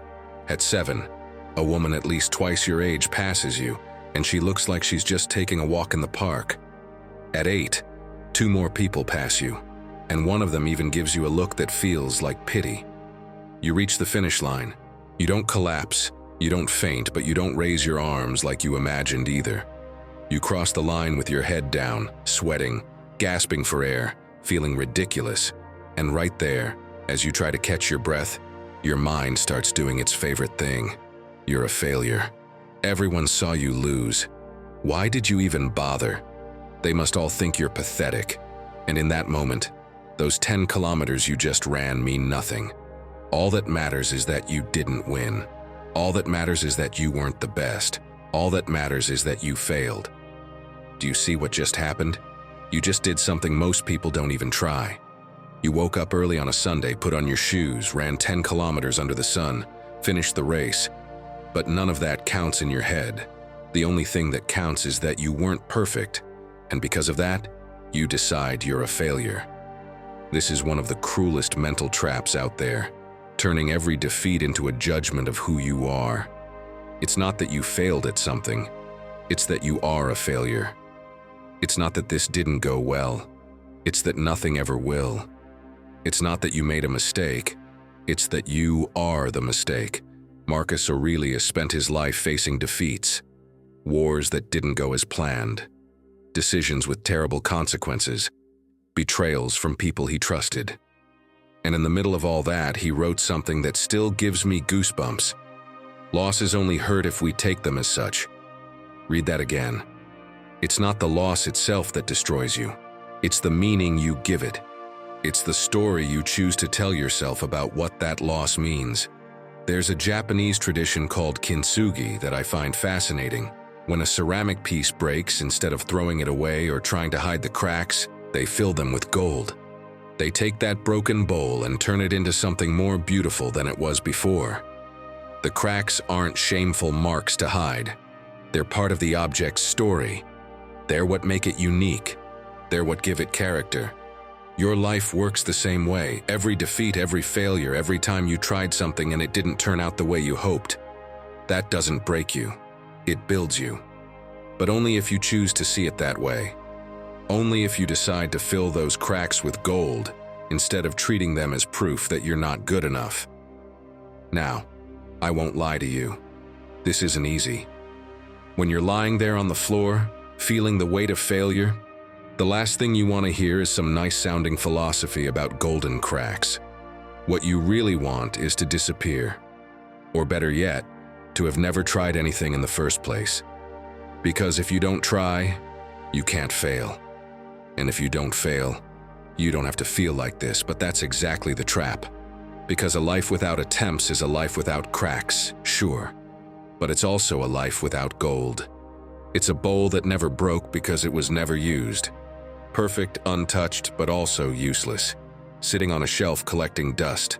Jordan Peterson, a psychologist who's worked with thousands of people stuck in this cycle, says something that changed my perspective. When you fail at something, your mind automatically tries to turn that into a statement about your entire self. You got a bad grade on a test, you must be stupid. You lost a race, you must be weak. You had a bad job interview, you must be incompetent. Peterson says the problem is the size of the conclusion. You're taking one specific fact and applying it to your whole identity. But the truth is way simpler. You didn't get a bad grade because you're stupid. You got a bad grade because your study method didn't work for that particular test. You didn't lose the race because you're weak.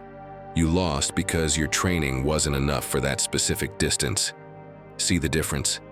In the first version, you're a total failure, and there's nothing you can do. In the second version, it's a specific problem with a specific solution. So when you find yourself in one of those moments of defeat, when your mind is yelling that you're a disaster, the first thing you need to do is shrink the size of the problem. Don't ask yourself, what's wrong with me? Ask, what exactly didn't work this time? It's not your entire self that's broken. It's a strategy, an approach, a skill that needs adjusting. And once you've identified that, here comes the part that helped me the most. Define the smallest change possible that you can make.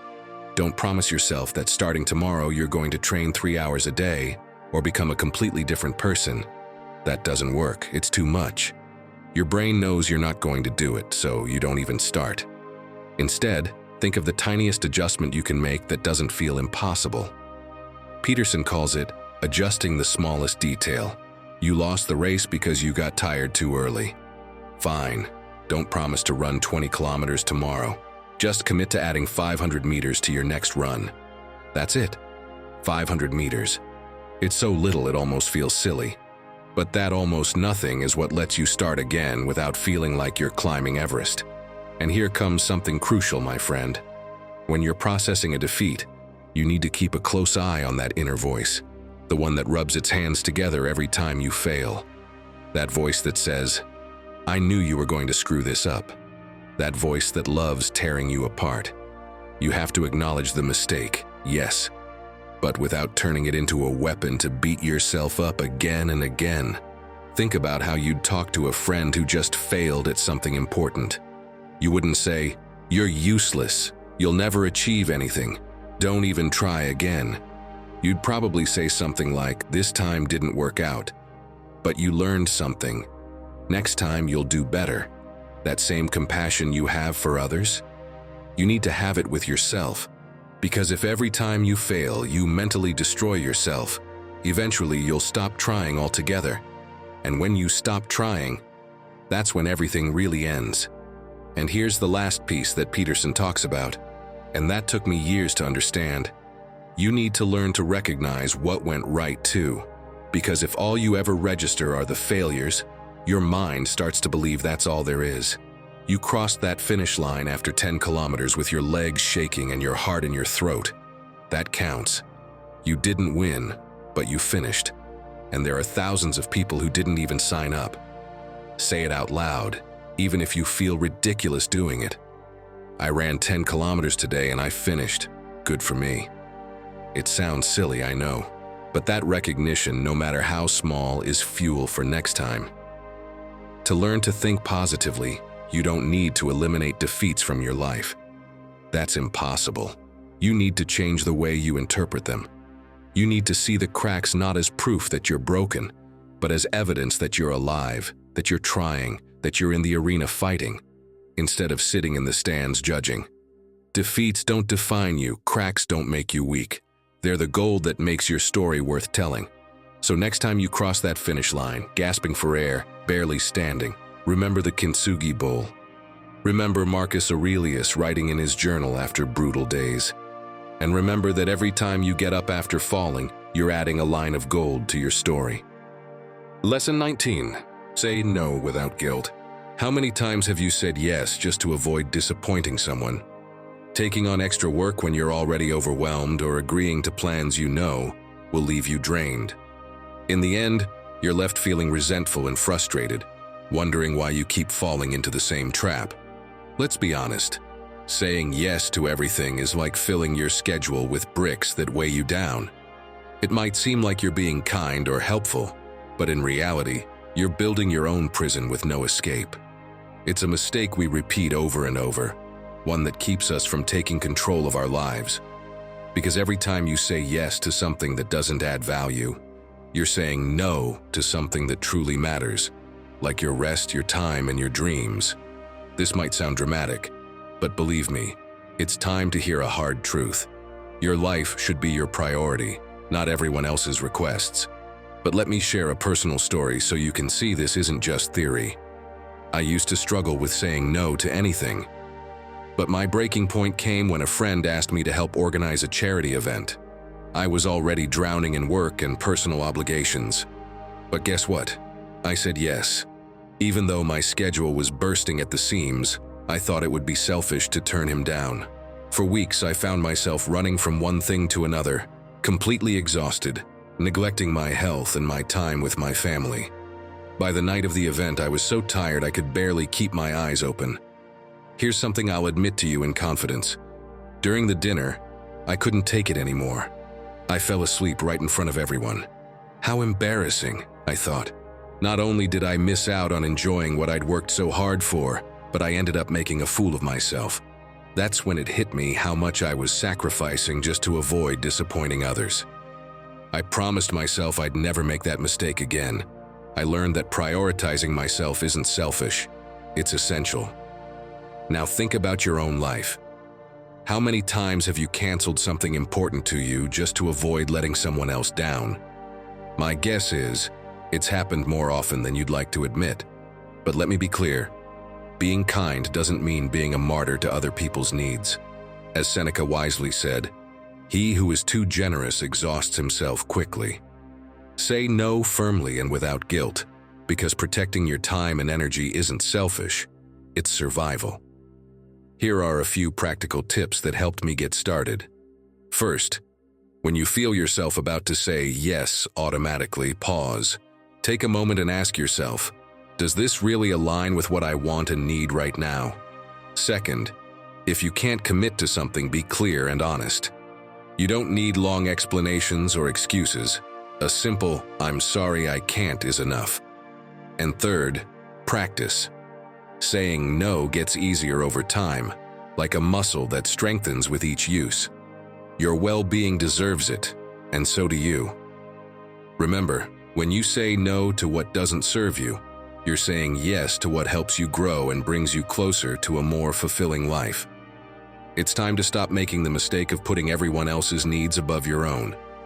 Ready to make that change? I believe in you. Lesson 20. Create with your hands and your mind will rest. We live in a world where we solve almost everything through a screen. We send emails, write messages, fill out documents, and everything seems to happen in some intangible realm. So of course it feels strange when our minds start to feel overwhelmed after weeks of doing nothing physical, nothing that connects us to the real, material world. It's like living trapped in a cloud of thoughts without ever touching the ground. But there's something powerful in simply using your hands, fixing something that's broken, cooking a meal without rushing, painting, even if you're terrible at it. When you put your hands to work, your mind begins to settle. It's as if the inner noise suddenly finds a channel through which it can escape. The Stoics understood this in their own way. Epictetus said, "Don't explain your philosophy, embody it." And to embody it often doesn't mean reading more or thinking more. It means doing. Moving from worry to action, from theory to direct contact with reality. Because if you stay spinning around inside your head, all you do is dig yourself into a deeper hole. The interesting thing is that modern science came to the same conclusion. Mihaly Csikszentmihalyi, the psychologist who studied the famous flow state, found that simple manual tasks, cooking, knitting, handwriting, help us enter a state of full focus. That moment when time disappears, the mind stops spinning, and the only thing that exists is what you're doing. Think about it. When you bake bread, your hands knead.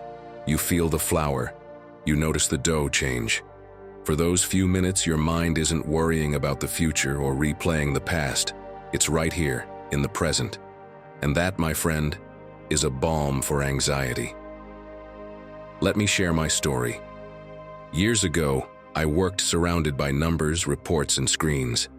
I'd come home with my head about to explode. Until one day I started spending 20 minutes caring for my plants, repotting, watering, wiping the leaves. Nothing complicated, but those minutes became my refuge. I felt that when I touched the soil, my mind slowed down, disconnected from the noise. And the best part was, when I finished, not only were the plants more alive, I felt more alive too, more connected to myself. During World War II, many soldiers used their free time for manual tasks, carving wood, fixing tools, even embroidering. In the midst of constant fear, those activities became a lifeline for their mental health. It wasn't just a way to pass time. It was how they regained a sense of control in an environment where everything felt unstable. Later studies confirmed that those who did those tasks showed fewer symptoms of anxiety. The same applies to us. What if, instead of ending the day collapsed in front of the TV, you spent a little time cooking, without checking your phone, chopping vegetables, smelling the spices, hearing the sizzle of oil? Your attention focuses on something tangible, and without even noticing, your mind rests. Marcus Aurelius, who lived through military campaigns and political chaos, wrote, "The perfection of character is this, to live each day as if it were your last, without agitation, without apathy, without pretension." And one of the ways to live like that is to keep your mind from drifting into abstract worries, and to bring it back to the present through what you do with your hands. You don't need artistic talent or DIY skills. The value is in the act, not the result. Scribble on a piece of paper, even if it's messy. Shape clay, like you did when you were a kid. Write a letter by hand, even if it's just to yourself. What might seem like a game has a real effect. It lowers the mental noise and brings you back to the now. And if you want to try something simple, think about folding laundry. Yes, it sounds trivial, but when you do it with attention, feeling the textures, arranging things piece by piece, you're creating a space of calm. Same with washing dishes, sanding a piece of wood, or brewing coffee by hand. Small actions that restore greatness to your mind. Because in the end, the problem isn't that life has too many pressures. It's that we spend too much time stuck in thought loops with no exit. Your hands are the key to opening that door and letting your mind breathe. So next time you feel the mental chaos creeping in, don't run to another distraction on a screen. Do something physical, even if it seems insignificant. Use your hands. Create, fix, paint, cook, write. And you'll rediscover something you may have forgotten. That calm isn't always found by thinking harder, but by returning to life through your fingertips. Lesson 21. Destroy the lies you carry as truths. Picture this. You're sitting in your room with your laptop open. You've been looking at that job posting for 3 days now. It's perfect. The role you've been waiting for at a company you admire with the salary you need. You've already drafted your cover letter. You've read it 20 times, tweaking commas, changing words, adjusting the tone so it sounds professional but not stiff, confident but not cocky. Your resume is attached. Everything is ready. All that's left is one click, just one click that could open a huge door, but you don't send it, because right when you're about to, the movie starts playing in your head. That silent but cruel movie where you're the main character and also the villain. They probably already have someone in mind. They're probably looking for someone with more experience. Why would they choose you? Each thought hits not your skin but your chest, right where your confidence lives, or used to. You keep staring at the screen. The cursor blinks over the send button like it's waiting for you, but you keep feeding the movie. Your English isn't perfect, they'll notice. There are people younger, better prepared. You don't even know what to wear for an interview like that. You're going to get nervous and they'll see everything. And with every thought, your finger pulls farther away from the mouse. Your chest tightens. Your breath shortens. Fear takes over. In the end, you close the laptop. You leave the email in drafts. You tell yourself you'll send it tomorrow, that you want to review it one more time, that now's not the right moment. But that's not true. The truth is you just fell for a lie so old, so well-worn, so deeply embedded, that you don't even question it anymore. It sounds like your own voice, but it didn't start with you. You inherited it from someone who once told you that you weren't enough, from a misinterpreted failure, from years of repeating the same story until it became your reality. 2 weeks later, you open LinkedIn, and there it is, a picture of the new hire. They're smiling, celebrating, grateful, same age as you, same level of experience, even fewer achievements on their resume. But they sent the email. They clicked the button. They didn't let the movie in their head freeze them. Maybe they were afraid too, maybe they had doubts, but they didn't obey those doubts. And then, how do you feel? Not toward them, toward yourself. Because it wasn't the company that rejected you. It was you. You stepped off the path before you even gave them the chance to consider you. You didn't fail. It's worse. You didn't even try. You rejected yourself before the world had a chance to say anything. That's what limiting beliefs do. They don't argue with you logically. They don't present rational evidence. They hit you with emotions. With that feeling in your chest whispering, "You don't belong here." With that deceiving voice that sounds like protection, but is really sabotage. Don't try. That way you won't get hurt. Stay where you are. Don't risk it. Don't make noise. Don't stand out. Don't fail. And because you've heard that voice for years, you take it as truth, as intuition, as common sense. But it's not true. It's just an old tape stuck on repeat, an echo of something someone once said or something you told yourself after a tough moment. And you've played it so many times you don't even know if the story is yours or borrowed. I'm not enough. That's not for people like me. I always screw things up when they matter. Phrases repeated so often they've become invisible. You don't even question them. Oprah Winfrey, one of the most influential women in the world, was fired from her first job in television. They told her she wasn't fit to be on camera, that she didn't have what it takes. Imagine if she had believed them, if she'd taken that feedback as a life sentence. She wouldn't have built a media empire, wouldn't have inspired millions, wouldn't have changed the format of television forever. But she did something different. She rewrote her inner story. She stopped saying, "I'm not worthy," and started saying, "I just haven't found my place yet." She didn't change the situation. She changed the interpretation, and that changed everything. Epictetus, who spent half his life enslaved with no control over the outside world, understood this better than anyone. He said no man is free unless he is master of himself. And that doesn't mean controlling the world. It means controlling which thoughts you allow to stay. It means deciding what stories you tell yourself about who you are. Because those stories shape how you act, how you show up, and what possibilities you believe you deserve. So how do you tear down those lies? How do you free yourself from tapes that have been playing for decades? It's not easy, but it's possible. And it starts with the simplest thing in the world, identifying the exact phrases you tell yourself.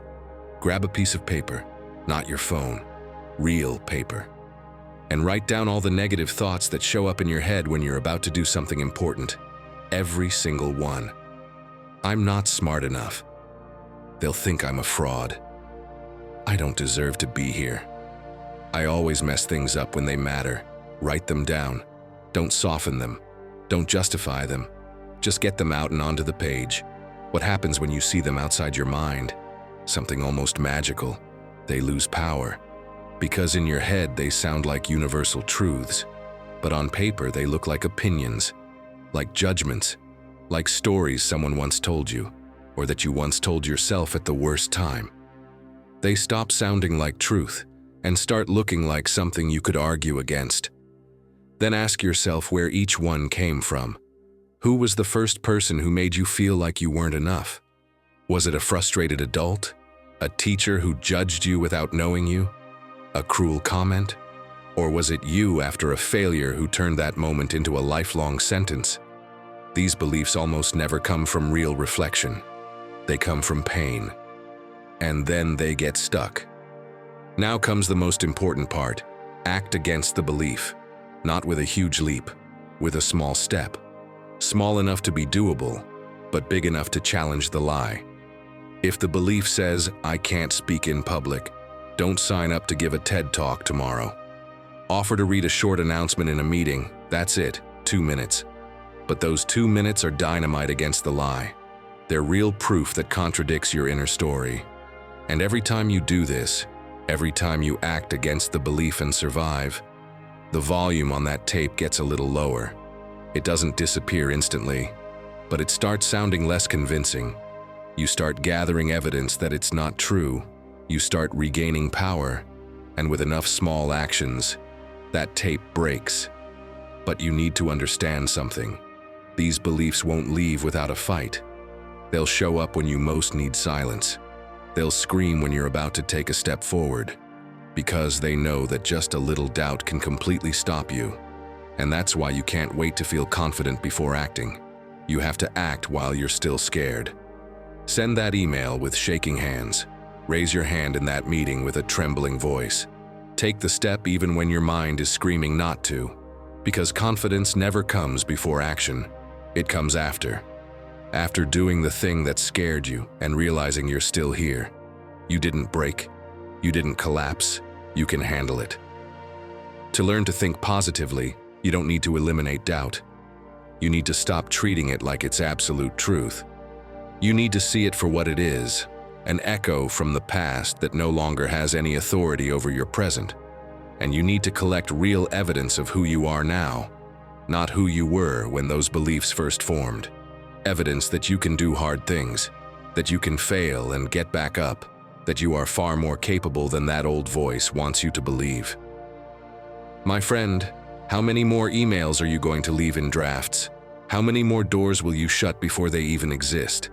How much longer are you going to obey lies you don't even know the origin of? They're not laws. They're not prophecies. They never were. And every day you believe them is a day you give away to fear, instead of giving it to yourself. Now, I'd like you to do something brave. Write this sentence in the comments, as a symbolic act of breaking with the story that's held you back for years. Today, I stopped believing my old lies. When you see it written by yourself, and when you see others writing it too, you'll realize you're not alone on this journey. There are many of us here learning how to rewrite the story from the inside out. Lesson 22. Live free from attachment to the outcome. Have you ever felt like all your effort means nothing if the final result isn't exactly what you imagined? Like no matter how well you did, if you don't get the applause, the thank you, or the number you were hoping for, you're left with an empty feeling inside. Have you ever spent weeks working on something, and the moment you hand it in, your peace is at the mercy of a reaction that isn't even in your hands? That's the cost of living chained to the outcome. Every win is fragile, and every setback turns into anxiety. Clinging to results is like cooking a dish for hours. using the best ingredients, carefully managing every detail, but deciding not to taste it until it's completely cold and ready for the final bite. Everything that came before, the aroma, the texture while it was cooking, the warmth when it was fresh, you let it all pass by without enjoying it. And if that last bite isn't perfect, it feels like none of it was worth it. Even if it is perfect, the satisfaction lasts a second, because your mind is already racing to the next dish. That's exactly what anxiety does to you. It robs you of everything in between, turning your whole experience into an endless final exam. Don't you think it's time to stop living tied to the end result? Can't you see how that dependency sends your anxiety through the roof every time things don't turn out how you pictured them?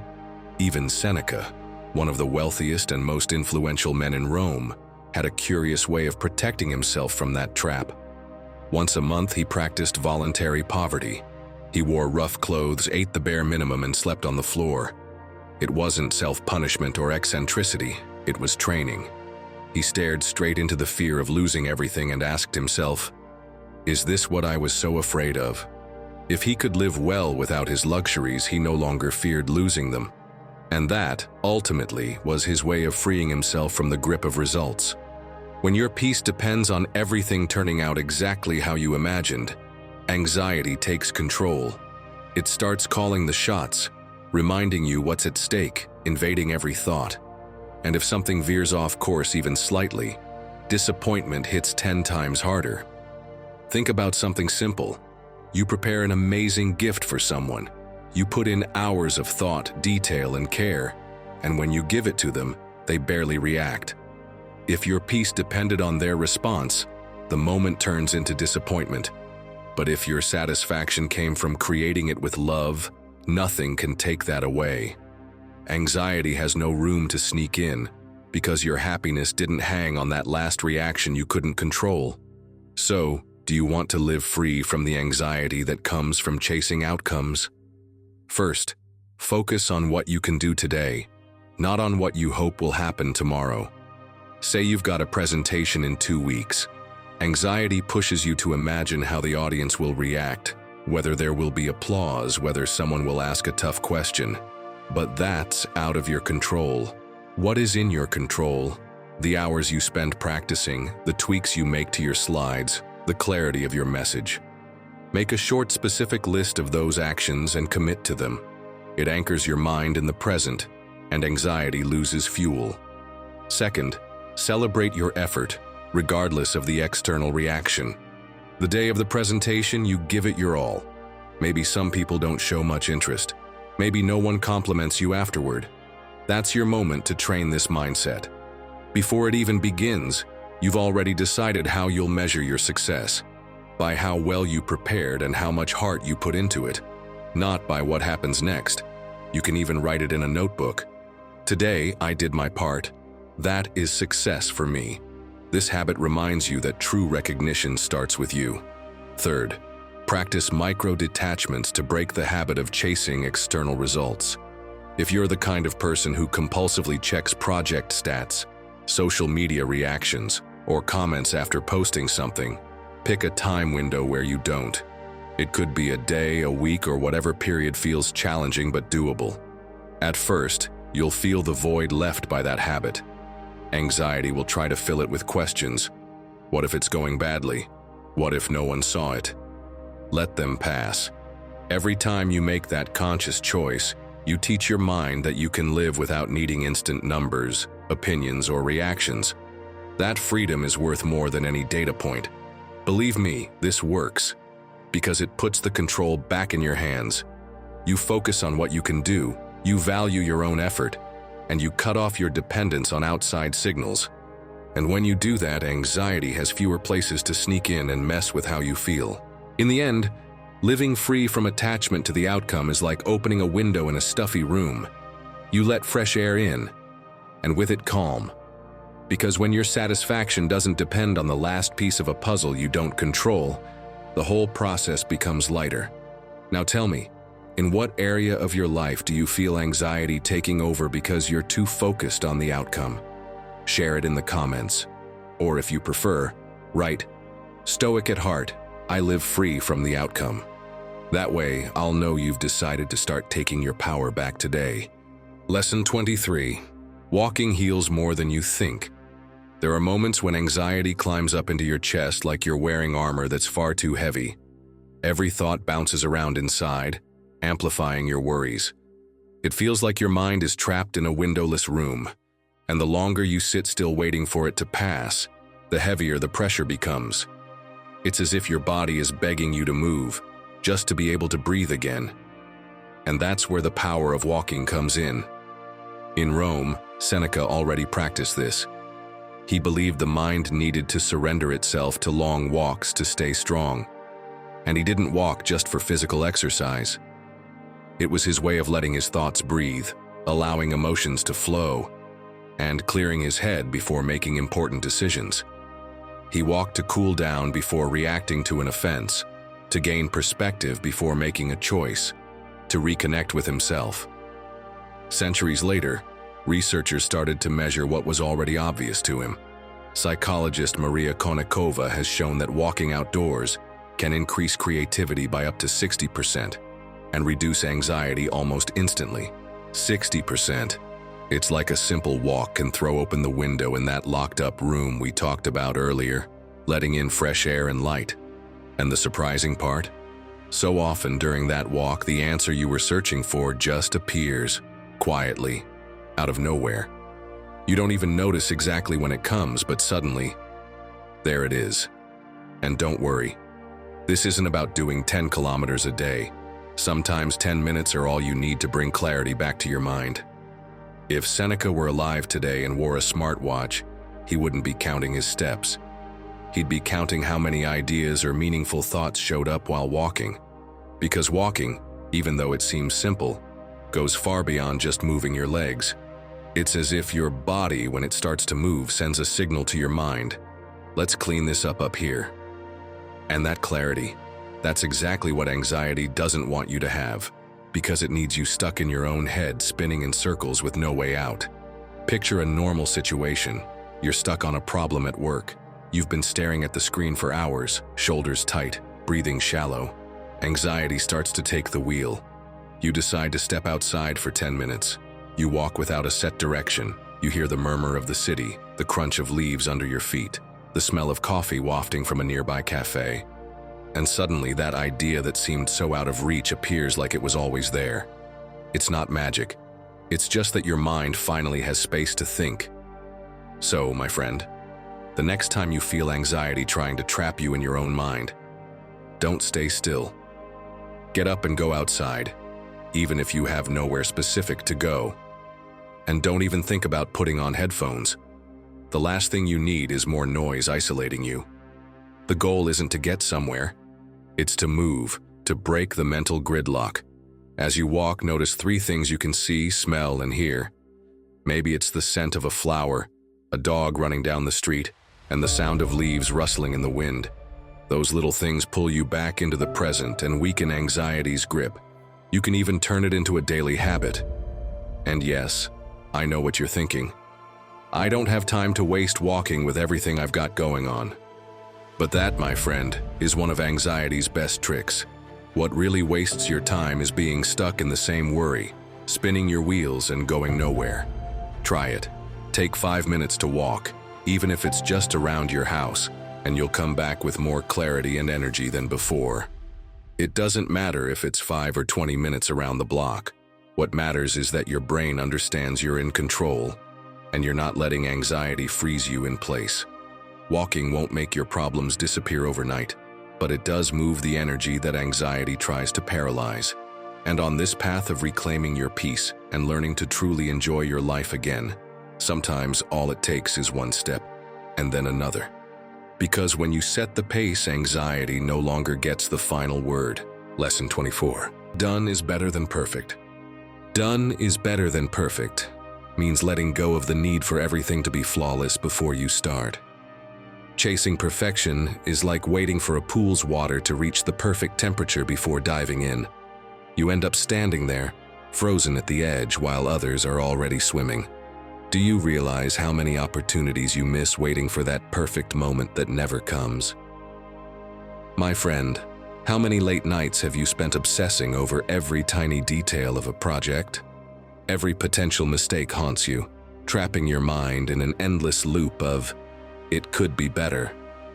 Meanwhile, that habit is wearing you down from the inside. You might not notice it at first, but every time you delay, every time you hold back because something isn't perfect, you're falling into paralysis. That perfectionism, which so many people admire, is actually a trap pulling you further away from your goals. Let's be clear, there's nothing wrong with wanting to do things well, but the problem begins when it freezes you in place. How many dreams remain unfinished because they never reach that impossible standard? Spoiler alert, most of them. The truth is, imperfect action always beats perfect inaction. Stoic philosophy captures this idea powerfully. Marcus Aurelius said, "Stop debating what it means to be a good man, just be one." It's not about endlessly theorizing how to create the perfect life. It's about taking action, building it step by step. Listen, perfectionism is just an excuse for fear of failure. And that fear, my friend, is holding you back. Let me give you an example. Imagine your dream is to be a writer. Finally, you start writing a book. You've been thinking about this story for months. You take notes, outline, and revise every word. But you never finish, because there's always something to improve. Meanwhile, others are publishing, learning from their mistakes and getting better. And you, stuck in the pursuit of perfection, are still standing still. The difference between them and you isn't talent, it's action. What matters isn't doing it perfectly, it's simply doing it. Start and then improve as you go. Consistency will make you stronger, wiser, and more confident over time. Here are 3 tips to break free from this paralyzing habit. First, start with what you have. Don't wait to have all the answers. Use what you know now and take the first step. Second, set realistic deadlines and stick to them. Treat them as commitments, not suggestions. Third, embrace mistakes. Learn to see every failure as an opportunity to grow, not as a defeat. That's how you truly build something meaningful. Remember, no one achieves greatness by waiting for everything to be perfect. Do you think Marcus Aurelius had the perfect guide to ruling an empire and never made mistakes? Of course not. Marcus Aurelius valued action over perfection. That's why we remember and admire him for his wisdom. Start now. Free yourself from the prison of perfectionism and move forward, even if the first attempt is a mess. Life is about progress, not about reaching an unattainable ideal. Lesson number 25. Say goodbye to vices. Vices are those invisible chains we put on ourselves. They promise you momentary pleasure or relief, but in the end, they only tighten their grip. Have you noticed how often we fall back into the same harmful habits, thinking this time will be different? As Epictetus said, freedom is not found in avoiding effort, but in mastering impulses. And trust me, those impulses can turn us into prisoners, repeating the same mistakes over and over if we don't learn to control them. Here's the hidden trap. Vices aren't just the obvious things like alcohol or smoking. They can also be those small everyday habits that seem harmless, like spending hours on social media, binge eating, or procrastinating until the last minute. They're like a leak in your house. At first it seems insignificant, but over time it floods everything. Vices aren't a sign of weakness. Think about the great figures in history who once struggled with their own bad habits. Take Usain Bolt, for example, one of the greatest athletes of all time. In his youth, he was caught up in unhealthy habits, junk food, late-night partying, and a lack of clear goals.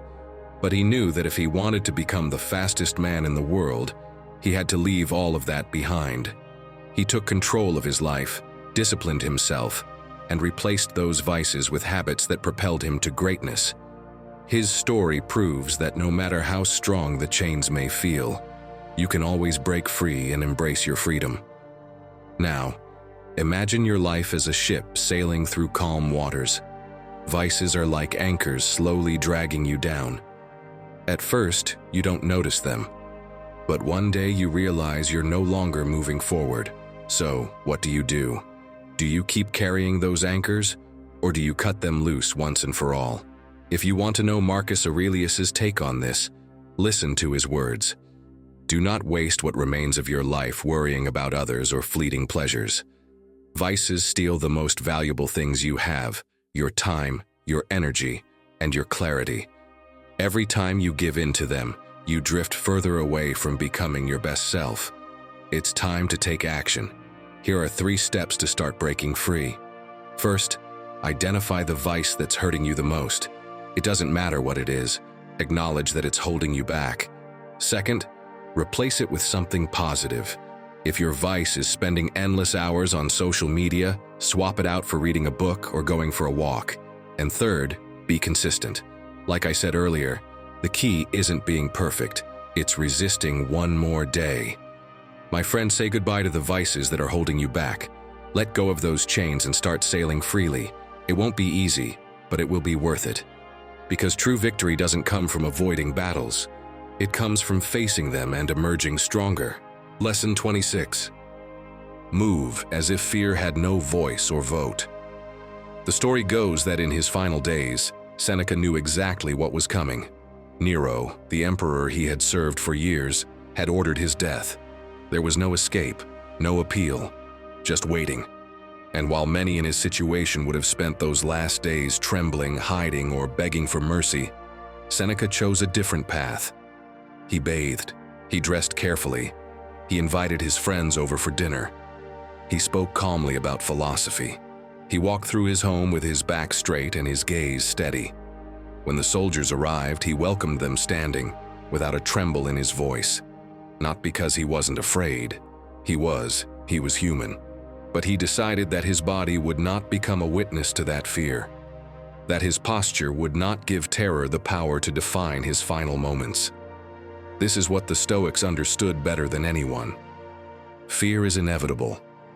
You'll feel it every time you do something that matters, but how you move in the presence of that fear, that's something you can control. Your body might be scared inside, but it can still move as if it's ready. And when you do that, when you decide your posture won't reflect your panic, something interesting happens. The fear is still there, but it loses its authority. It becomes background noise instead of the voice in charge. Now picture yourself. You're standing outside a restaurant. Inside are all the members of your new team. It's the welcome dinner they organized to get to know you. Through the glass you see them laughing, talking, moving with the comfort of people who already know each other. And you're out here, hand on the door handle, stomach in knots.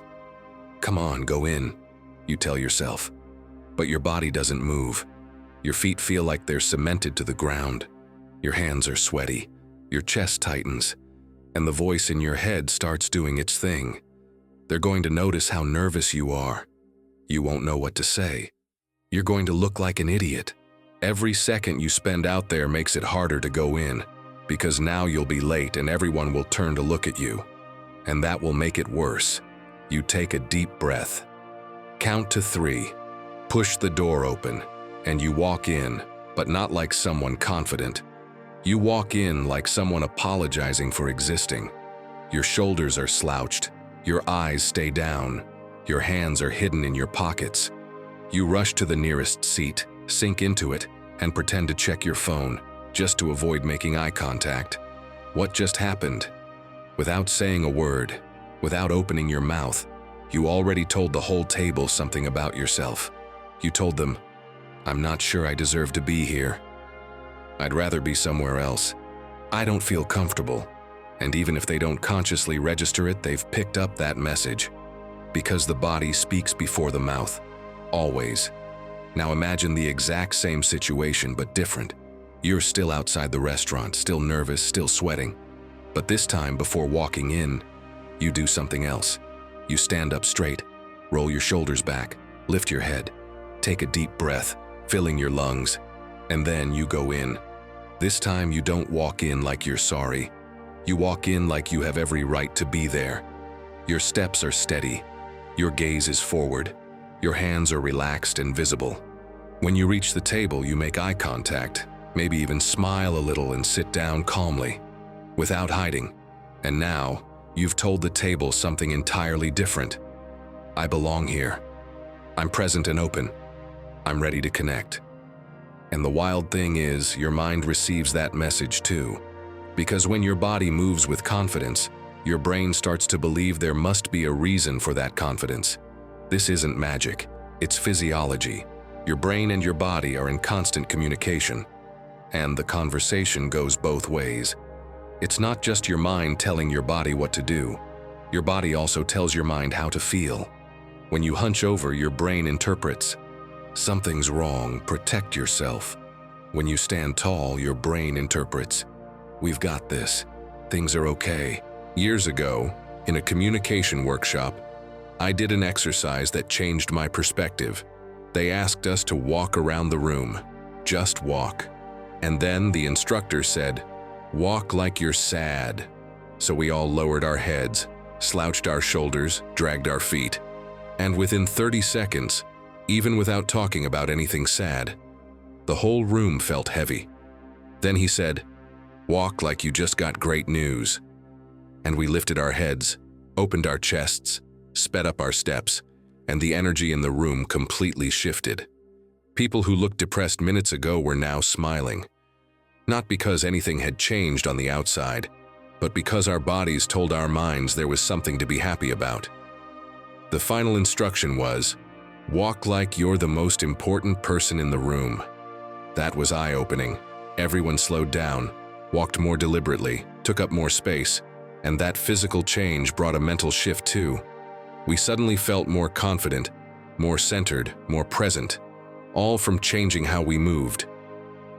Epictetus, who lived most of his life with a damaged leg that caused him constant pain, understood this deeply. He could have walked, dragging his foot, shoulders down, projecting defeat. No one would have blamed him. But he didn't. He walked upright, his gaze steady. He moved with dignity, even when his body hurt. Because he knew that how you move through the world isn't just an expression of how you feel. It's also an instruction to yourself about how you should feel. Jordan Harbinger, who teaches social skills, has a phrase I love. Your body is the first argument you make in any situation. Before you say a word, before you share an idea, your posture is already speaking for you. And people read it, instantly, subconsciously. They react to it. But here's what most people miss. You're not changing your posture to deceive others. You're doing it to convince your own mind, because your mind is incredibly easy to persuade when you use your body as a tool. So here are 3 specific things you can do before walking into any situation that makes you nervous. They're simple. No special training required, you just have to do them, even if they feel a bit silly. First, the power pose. Before going in, while you're still alone, stand tall, hands on your hips, chest open, head high, like Superman before taking off. Hold that posture for 60 seconds, 1 full minute. And while you do, breathe deeply and slowly. Your brain will get a wave of confidence chemicals just from that pose. Not because you're pretending, but because your body is signaling that everything's okay. Second, walk with intention. When you walk in, don't rush. Don't sneak in like you're hoping no one sees you. Walk at a normal pace, deliberately, as if that space includes you too. This doesn't mean being arrogant. It means moving without apologizing for existing. And third, make eye contact. Not with everyone, but with someone. When you walk in, look someone in the eyes for just 2 seconds, nod, maybe smile. That brief connection grounds you. It brings you out of your head and into the moment. And that moment tells your brain, we're safe, we're connecting, it's okay. Now, maybe you're thinking, but I don't feel that confident. Isn't it fake to act like I do? Here's the truth that changed my life. You're not being fake. You're training. Just like you train a muscle by lifting weights even when you're not strong yet. You train confidence by moving with confidence, even before you feel it. The feeling comes after the action, not before. And here's something else. When you move with confidence, when you take up space without apologizing, when you make eye contact and walk with purpose, you don't just change how you feel, you change how others treat you. People respond to the energy you project. If you walk in hunched and scared, they'll pity you or ignore you. If you walk in grounded and present, they'll respect you. Not because you're better, but because your body is telling a different story. To learn to think positively, you need to understand that your mind isn't just what happens in your head. It's your whole system, and your body is a massive part of that system. You could have the best thoughts in the world, but if your body is sending signals of defeat, your mind won't believe them. They need to be aligned. So the next time you're about to enter a space that makes you nervous, remember this. Your body is your first message. Your posture is your first statement, and you can choose what it says. You can walk in apologizing for your presence, or you can walk in like someone who belongs. The nervousness will be there either way. The difference is what you choose to do with it, whether you let it hunch you over and make you hide, or use it as fuel to stand taller and move with more purpose. Lesson 27. Stop watching others. Here's another one of those mistakes we keep making over and over. These days, we live in a world full of shop windows, social media, status symbols, ads telling us how we should live. It's like everything is designed to make you question yourself. Am I doing enough? But let me tell you something. Every time you look at others, you stop moving forward on your own path. Stop worrying about how your neighbor decorates their house for Christmas or what new car they just bought. That doesn't define your happiness or success. Instead, focus on looking inward. At the end of the day, it's not about what they have. It's about how you choose to live your life. Have you heard of Howard Schultz, the visionary behind Starbucks? When he started his career, Schultz was obsessed with what other coffee chains were doing. Even after achieving success, he focused so much on outdoing the competition that he lost sight of his own vision. For a while, he tried to imitate what others were doing, thinking that was the road to success. But it didn't work. Schultz realized he'd never stand out if he kept focusing on others. He changed his approach, stopped looking outward and focused on what he wanted to create. That shift in mindset led to the global brand we know today. His success didn't come from competing with others, but from focusing on his own purpose. The Stoics were crystal clear about this concept. Epictetus said, "Do not seek to have events happen as you wish, but wish them to happen as they do, and you will prosper." What does this mean? That external things, like the achievements of others, are beyond your control. Focusing on them only distracts you from what really matters, what you can control, your actions and your decisions. Comparing yourself to others is a mistake that pulls you away from your most important task, becoming the best version of yourself. Think about this. You're scrolling through Instagram, and you see someone who just bought a new house. You scroll a little more, and, surprise, someone else is traveling to an exotic destination. Keep scrolling, and guess what shows up next? Of course, someone flashing their luxury car, their vacation photos, or even their bank receipts. Does this parade of appearances seem normal to you? No, right? So why do you spend half your day stuck in it? You end up asking yourself, why them and not me? What am I doing wrong? And there you are, trapped in this useless comparison game that only drains you. Stop worrying about how many likes your friend gets on their photos, or whether someone else is more professionally successful than you. None of that matters. As Marcus Aurelius said, "Look within. Inside is the fountain of good, and it will always spring up if you dig." That fountain is found in your effort, your consistency, and your vision, not in what others are doing. Here's something to think about. Every time you compare yourself, you waste valuable time that you could be investing in yourself. So, my friend, stop looking at how others are decorating their lives and start building your own. Define what you want and work for it, without glancing to the sides. How do you do this? First, turn off the autopilot that drives you to compare yourself constantly. Make a conscious effort to stop checking what others are doing. Second, set your own goals. What does success mean to you? Write it down. Make it clear. And third, celebrate every small win. It doesn't matter if it seems insignificant. Every step counts and gets you closer to your goal. So, my friend, stop watching others. You don't need to live by anyone else's standards. Run your own race. at your own pace and discover that true happiness isn't about outdoing others. It's about being better than you were yesterday. Lesson 28. Master your mind or be its slave. You've probably lived through this more than once. You wake up feeling motivated, convinced that today you'll finally follow through on what you planned.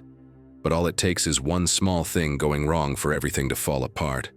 A poorly written email, an unexpected comment, a look from someone that throws you off, and suddenly your head fills with thoughts that won't stop tearing you down. I'm a mess. Nothing ever works out for me. I'm just not cut out for this. It's as if your own mind had turned into your worst enemy, like a wild horse running without direction, dragging you behind it. And the worst part is, if you don't train it, that mind doesn't know the difference between what truly matters and what doesn't. It pulls you just as hard over a small gesture as it would over a real tragedy. Picture this. You're at a work lunch, everything's going smoothly, until someone drops a sarcastic comment disguised as a joke. You feel it hit you right in the pride. You sense the blood rushing to your face, your heart beating faster, and your head starts firing off aggressive comebacks in seconds. Your mind is pushing you to strike back, but here's the real question. Is it actually necessary? Or is it just your ego demanding revenge? The Stoics had already figured it out. Epictetus said it clearly. Men are disturbed not by things, but by the view they take of them. The problem isn't what someone said, it's what you decide it means to you. That same comment could ruin your whole day, or bounce right off you. It all depends on the meaning you choose to give it. Imagine someone says to you in front of others, "You could have done better." Your mind could instantly turn that phrase into a lethal judgment. I'm useless, everyone's noticed. And then you start going over every mistake from the past few months, beating yourself up relentlessly.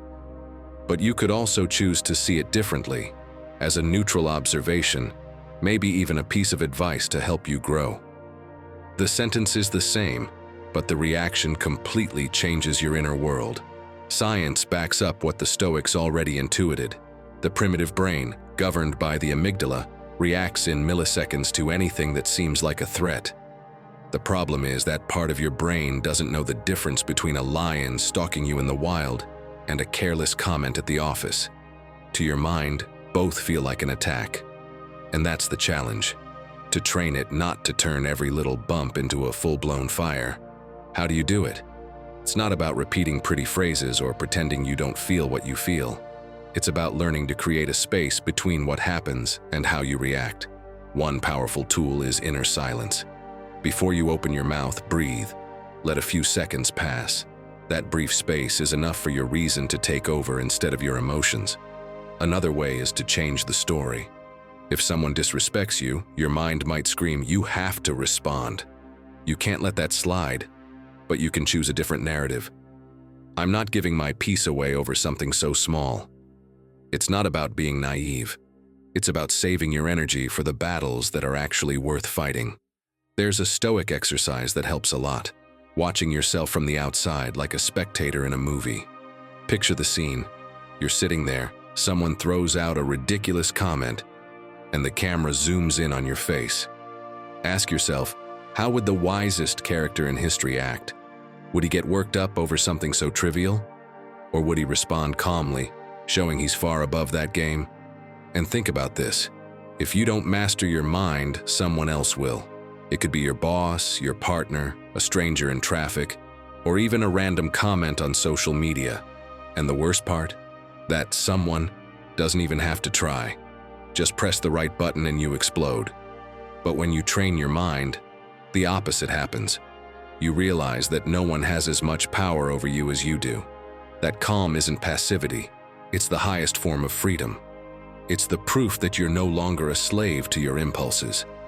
Seneca made it clear, the brave man is free. And the kind of bravery he's talking about isn't about shouting louder. It's about mastering what's going on inside you. That freedom is what lets you choose whether to give your energy to what's happening outside, or to keep it for what truly matters.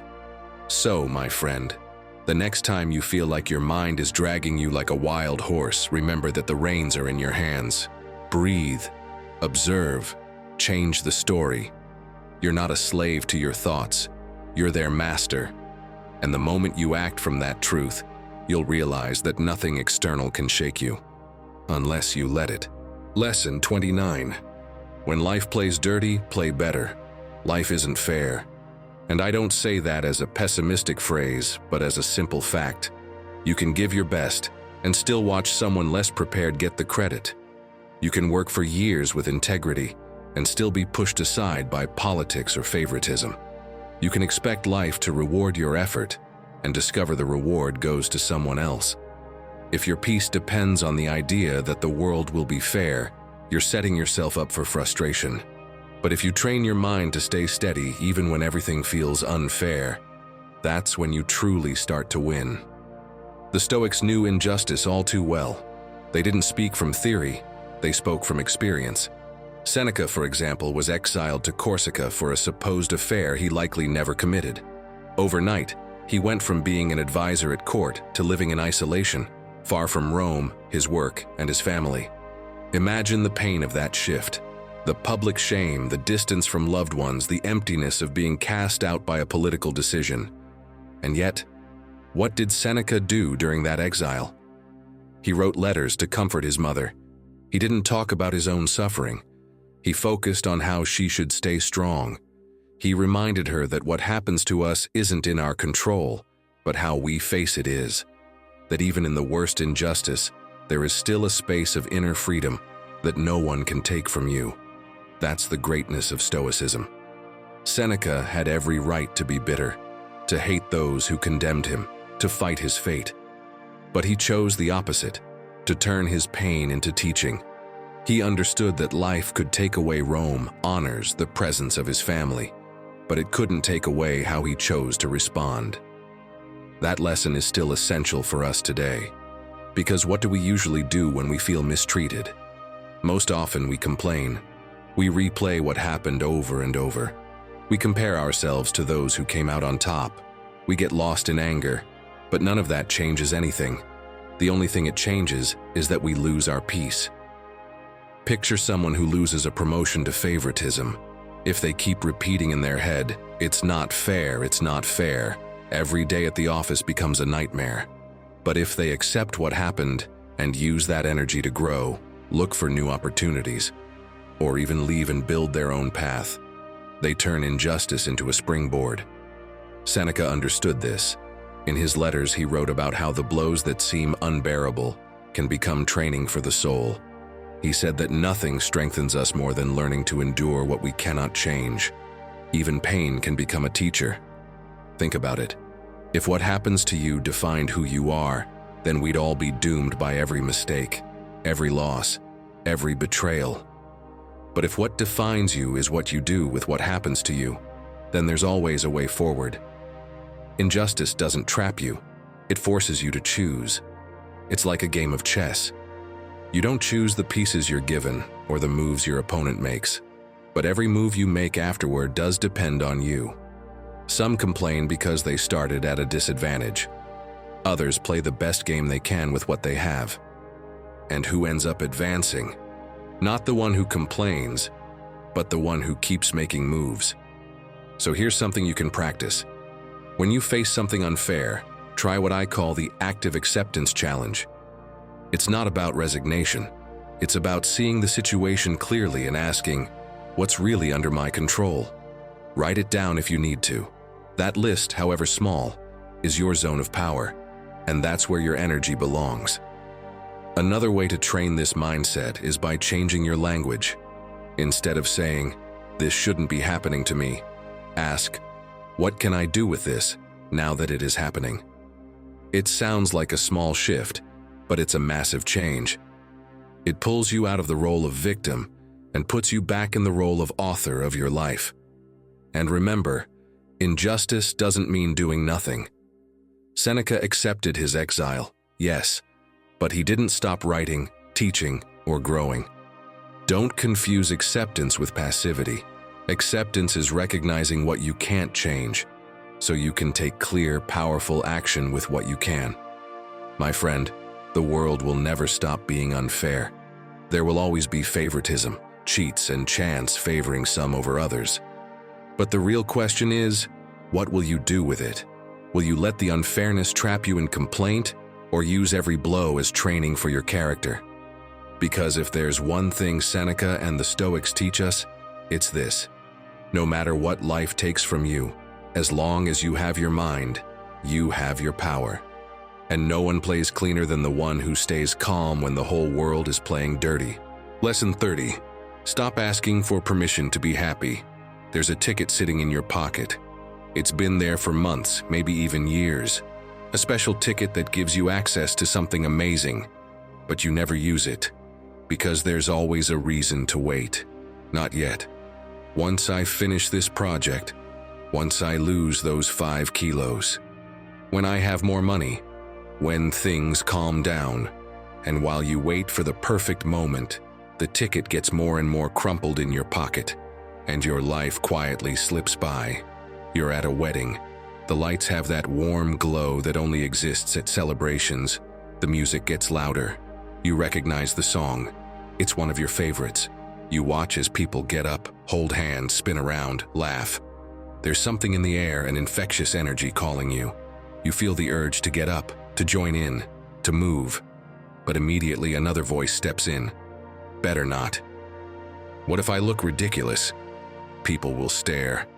I don't know how to dance. My shirt will get wrinkled. So you stay seated, glass in hand, half smiling, watching others enjoy something you could be enjoying too. And the worst part? Nobody is paying attention to you. Everyone's too busy living their own moment. But you're still there, frozen by an imaginary audience that doesn't even exist. And when the song ends and people return to their seats laughing and sweaty, you feel that little sting, that quiet regret. Maybe I should have tried. How many times have you found yourself in the middle of something potentially beautiful and chosen to stay on the sidelines? How many chances for joy have you passed up because you decided you didn't deserve them yet? How many times have you denied yourself permission to be happy because, in your head, there's still a list of requirements you have to meet first? Jim Carrey, who from the outside seems like the most carefree person alive, once confessed something heartbreaking in an interview.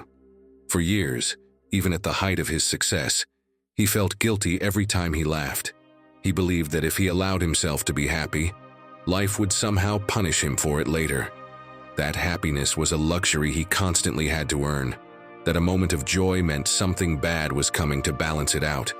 He lived like that until one day, he got it. Happiness isn't something you earn by checking boxes. It's not a reward you receive when you finally become perfect. It's a decision, a choice you make every day, every hour, every moment.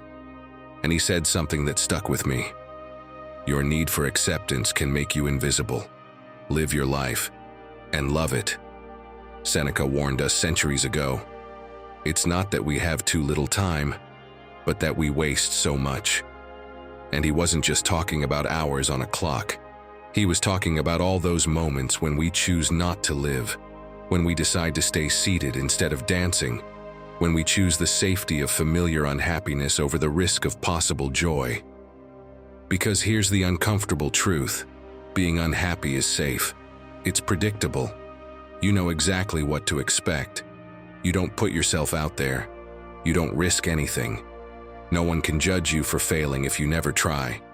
It's a perfect strategy for avoiding rejection, but it's also a perfect strategy for avoiding life. And the most absurd part is, we're waiting. Waiting for what? We're not even sure. Waiting to feel enough. Waiting for someone to give us permission. Waiting for the perfect moment where all the stars align and it's finally safe to be happy. But that moment never comes, because there's always something else. A new condition your mind invents. Yes, but first I need to... And the list never ends. I fell into this trap for years myself. I used to tell myself, once I have my own business, I'll be happy. And after years of effort, I finally had it. And guess what happened? My mind immediately created a new condition. Sure, but once the business is more stable, then I'll be able to relax. Then it was, when I get more clients, then when I can take a vacation without stressing out, and on and on. It took me a long time to realize what I was doing. I was postponing my own happiness indefinitely, living in a permanent when-then.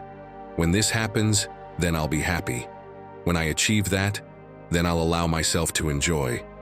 But that then never arrived, because as soon as I reached one goal, my mind had already invented the next. One day, don't ask me exactly when, I finally got it. No one was going to give me permission. There would be no certificate from the universe saying, "Now you're allowed to be happy." I had to give it to myself. Not once I had everything figured out.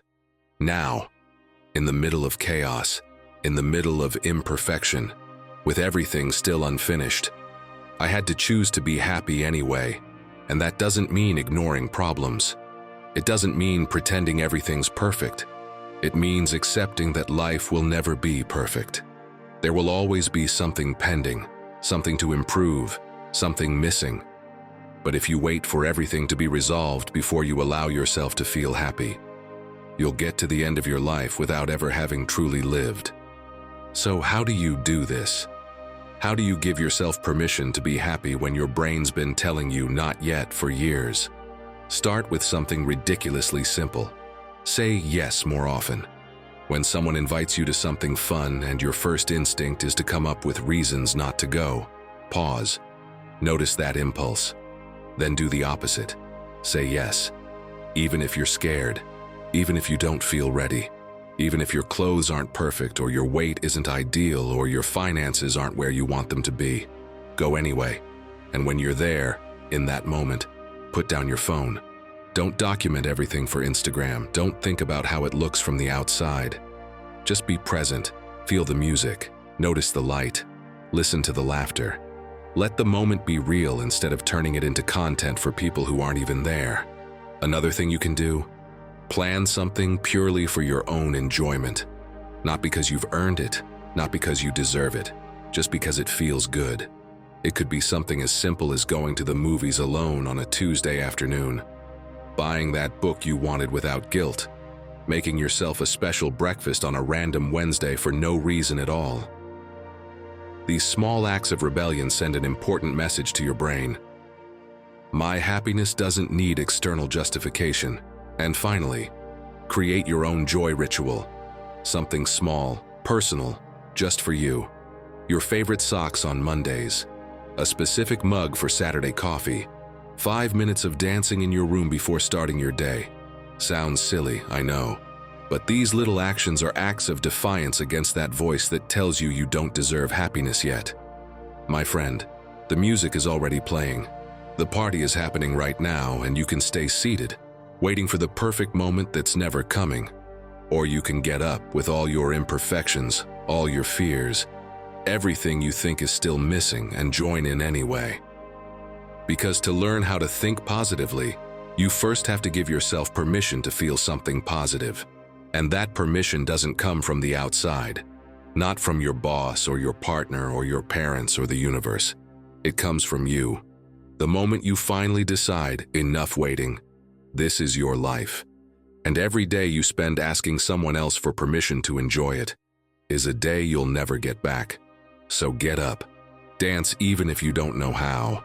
Laugh even if your to-do list isn't finished. Enjoy even if your goals are still far away, because the song won't wait, and the crumpled ticket in your pocket has an expiration date, and that date is today. Lesson 31. Don't talk to yourself like you're the enemy. Picture this, you're sitting across from your best friend, the one you can talk to about anything. You tell them what's going on. Your work schedule is overflowing, your to-do list is stacked, meetings run too long. And on top of that, your boss asks if you can take on an extra project. As you hear it, you're already thinking about everything you've got on your plate. You don't want to give up going to the gym or seeing your family, or having at least one evening just for yourself. You confess that your first instinct was to say no, but you don't know how to do that without upsetting someone. And that's when your friend, in all their supportive wisdom, responds, "Well, if you say no, your boss is going to yell at you in front of everyone. Your coworkers will probably look at you weird and start talking behind your back. You might even miss out on future opportunities. What if that promotion you've been waiting for suddenly disappears? You sit there listening, and every word hits heavier than the last. It's like you're carrying an invisible backpack that's getting harder and harder to bear. The strange part, you're not even in a real conflict. No one has yelled, no one has judged you. Yet your body is reacting as if it were all happening right now. Then you pause and realize, wait a second, that's not your friend talking. That voice in your head filling it with worst-case scenarios and fear, that's you. You're the one piling on every terrible outcome, like you've got a special gift for writing horror stories about your own life. My friend, if your best friend talked to you like that every time you opened up about a problem, you'd probably stop inviting them over. But when you do it to yourself, you let it happen without question, and even give that voice front row seats in your mind. That reminds me of a story about the Stoic philosopher Cleanthes that I love. One day in the street, he saw a man loudly insulting himself. Cleanthes looked at him and said, "Don't speak to a bad person like that." Just one simple sentence, but it cuts deep. Because when you talk to yourself like the enemy, you're ignoring a basic truth. You're not the bad person that critical voice makes you out to be. You're someone trying to do the best they can with what they've got. So, the next time that voice kicks in and goes full villain mode, try something different. First, give it a name and a personality. Make it into a ridiculous character, maybe Captain Catastrophe or Drama Queen Dolores. The more exaggerated it becomes, the easier it is to challenge it instead of blindly believing it. Second, change the tone. Say the same phrase you were about to tell yourself, but in a documentary narrator voice, drawn out and overdramatic, until it sounds totally ridiculous. I promise you, it loses its power almost instantly. Using a kind and constructive tone doesn't mean making excuses or being soft. It means giving yourself the tools to respond clearly, instead of sabotaging your own peace. Because the more you attack yourself, the more fuel you give to anxiety.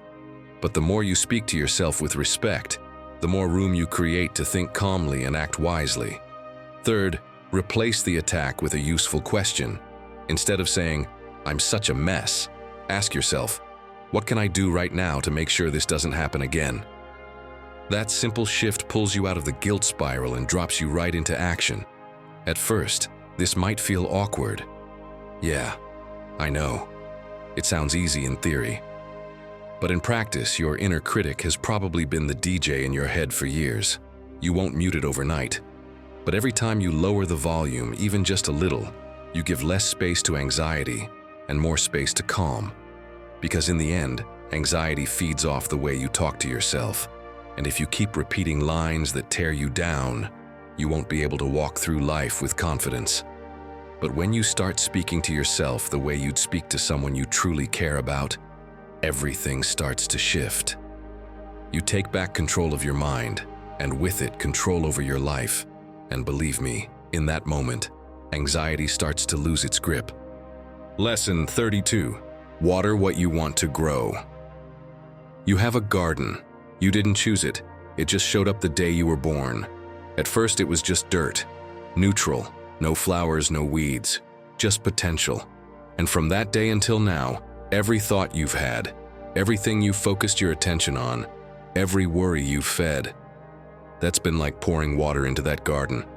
And now, years later, that garden looks a lot like your mental life. If you spend your day watering thoughts of fear, there you go. Anxiety weeds growing everywhere. If you constantly water self-doubt, those poisonous plants are going to take over every corner. If you feed resentment, jealousy, and constant comparison, well, guess what kind of garden you're going to have? One no one wants to spend time in. One that suffocates you instead of giving you air. But here's the fascinating part. That garden also has flowers. It always did. Your passions, your talents, the things that make you feel alive, the projects that excite you, the relationships that nourish you. All of that is there too, just waiting. But flowers don't grow on their own. They need attention. They need watering. And if all you do is water the weeds with constant worry, eventually the flowers wither. not because they weren't strong, but because you never gave them what they needed to grow. Seneca said it with that brutal clarity he was known for. If you don't know to which port you're sailing, no wind is favorable. And he was right. If your mind is adrift, if your attention jumps from one worry to another with no direction, then any distraction becomes your destination. Any toxic thought becomes your reality. Because wherever you place your attention, that's where your life grows. Temple Grandin understands this better than most. When she was a child, she was diagnosed with autism at a time when that diagnosis was practically a life sentence.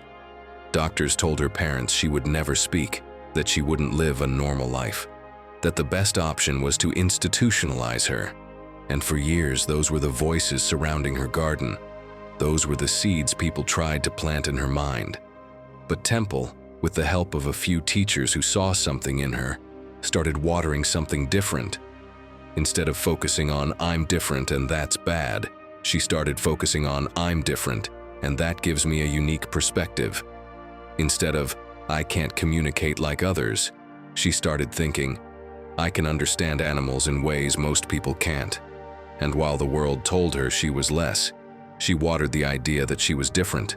While others saw her way of thinking as a flaw, she nurtured it like a gift. She spent hours watching how animals behaved, drawing systems, creating solutions to problems no one else had solved. Not because she ignored her challenges, but because she chose not to let those challenges be the only thing that defined her garden. Today, Temple Grandin is one of the most respected animal behavior experts in the world. She's revolutionized the livestock industry with her designs that reduce animal stress. She's written books, given inspiring talks, not because the weeds disappeared from her garden, but because she watered the flowers so intentionally, so consistently, that eventually the flowers took over. Now, picture this. You're sitting in front of your laptop. You have an important project to do, something that really matters to you, something that could change things, and you open your computer with all the intention of getting to work. Today's the day, you tell yourself. Today I'm going to make progress. But 5 minutes later, you're on Instagram looking at vacation photos from people you don't even like. 10 minutes in, you're reading the news about things you can't control. 15 minutes go by and you're watching random YouTube videos the algorithm threw at you. An hour later, you shut your laptop without having done anything, and you feel awful. You're frustrated with yourself. Why can't I focus? What's wrong with me? And those questions, that self-beating, that's water too. Water you're pouring on the weeds of self-doubt. Cal Newport, a researcher who spent years studying how attention works in the digital age, says something that changed how I think. Your mind is like a spotlight. It can shine on many things, but only one thing at a time with real intensity. When you try to light everything at once, you end up with a scattered glow that doesn't help anyone. But when you focus that beam on one single thing, even if it's just for short bursts, the intensity of that light can transform whatever it touches. The problem is, we live in a world built to scatter your attention. Every app, every notification, every message is fighting for a sliver of your focus. And the more scattered your focus is, the less power it has. It's like trying to water your whole garden with a hose full of holes. The water's flowing, sure, but it's not strong enough for anything to really grow. So how do you take back control of your focus? How do you consciously decide what to water in your mental garden? I'll tell you what worked for me after years of being distracted. The first thing I did was remove my phone from the equation. Not face down on the desk, not on silent in my pocket. Gone, in another room. Because as long as it's nearby, my brain knows it's there, and part of my attention is always waiting for that next buzz. It's like trying to have a deep conversation while someone rings a bell every 2 minutes. Technically, you can focus, but it's exhausting. Second, I broke big tasks into manageable blocks. 30 minutes of focused work. That's it. Not 3 hours, not an entire morning. Just 30 minutes where the only thing that exists is that task. And after those 30 minutes, a real break. Not checking my phone, getting up, walking, looking out the window, breathing. Then, if I feel like it, another 30 minutes. At first, it felt ridiculous. Only 30 minutes? What am I even going to get done? But here's what I found out. 30 minutes of real focus, with no distractions, no multitasking, no part of your brain wondering what's happening on your phone, is insanely powerful. And when you do that consistently, when you water your project with those focused blocks, you start to see real growth. And I had to learn something else. When my mind wandered, when I noticed myself drifting into worry or distraction, I developed a simple question: what am I watering right now? That question brought me back. It made me aware. Because most of the time, we water the weeds without even noticing. It's automatic. But when you ask that question, you create a moment of choice. And in that moment, you can decide, no, this isn't what I want to water. I'm going back to what matters. My friend, no one else is going to decide what grows in your mental garden. No one is coming to pull out your weeds or water your flowers for you. That's your job. And yes, it's work.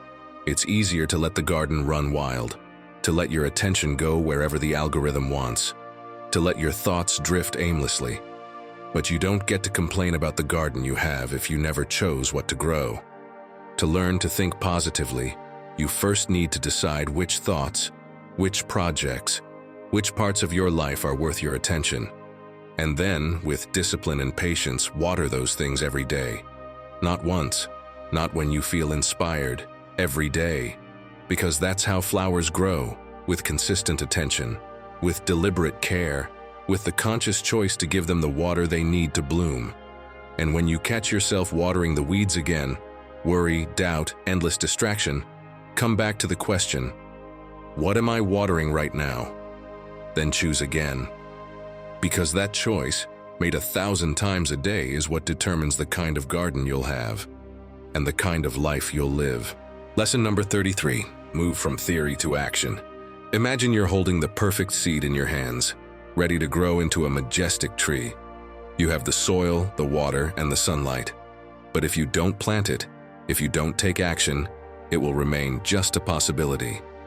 Now let me ask you, how many dreams, ideas, or goals have you left in that state, waiting for the perfect moment to plant them? How many times have you told yourself, I'll do it tomorrow? My friend, this is yet another mistake you make over and over without even realizing it. Not taking action. The perfect moment doesn't exist. Theory is important, yes, but without action, it's worthless. It's like gathering the ingredients for a feast and never lighting the fire. In the end, the hunger remains, reminding you that what truly matters isn't what you know, but what you do with it. Listen to the Stoics. Epictetus said, "It's not enough to wish to be good. You must act accordingly." Action is what transforms intentions into reality, what breaks you out of paralysis and puts you into motion. It doesn't matter if it's not perfect. What matters is that you begin. Psychologist Albert Bandura, known for his theory of social learning, conducted a study that showed confidence in action grows with experience. He called this self-efficacy. The more you face a challenge, even if you fail, the more you believe in your ability to overcome it. In other words, action not only brings you closer to your goals, but also builds your confidence to tackle even bigger challenges in the future. Now think, how many times have you been stuck in planning, imagining how things could be if you started? It's like standing on the edge of a river, looking at the bridge and thinking about crossing it, but never taking the first step. You stay there, frozen, repeating the same mistake, letting life pass you by while you remain trapped in what if? And don't get me wrong, I'm not telling you to jump blindly into the unknown like a daredevil. This isn't about running in circles with no direction. It's about taking one step, even a small one, because that first step is what breaks the cycle of inaction and sets everything in motion. Imagine your life is like a train sitting at a station. Theory is like loading the train with everything it needs: fuel, maps, supplies. But what's the point if it never moves? Action is what gets the train moving, what takes you to where you want to go. Do it now. Write down that idea you've been carrying in your head for ages. Call that person you've been meaning to reach out to for months. Sign up for that course you've been postponing forever. Don't wait any longer, because the longer you wait, the deeper the habits that keep you stuck will root themselves. Action is what will bring change, growth, and the life you truly want. Start today, because all it takes is one step to turn your intentions into reality. Do it now. Lesson 34. Don't get lost in what no longer exists, or in what hasn't arrived yet. History tells us that Marcus Aurelius, amid the weight of ruling an empire, would write to himself at dawn, reminding himself of something that may sound obvious, but that most of us forget. Man lives only in the present. Why did he repeat it so often? Because even with all his discipline, he still risked getting caught in what had already passed or what hadn't yet come. And if an emperor struggled to stay here and now, imagine how hard it is for us, surrounded by distractions, screens, and non-stop thoughts. Living in the past or obsessing over the future is like trying to eat air. You try, you open your mouth, but it never fills you. What's gone is no longer here. What's coming doesn't exist yet. All you really have is this moment, one we often waste because our minds are anywhere but here. Think about your day-to-day. You're at the table with your family, but your mind is still going over that awkward conversation you had at work. Or you're walking to an important meeting, and your brain won't stop playing out worst-case scenarios. The result? You don't enjoy what you have, you don't solve what you could, and you carry around anxiety that doesn't even belong to the present moment.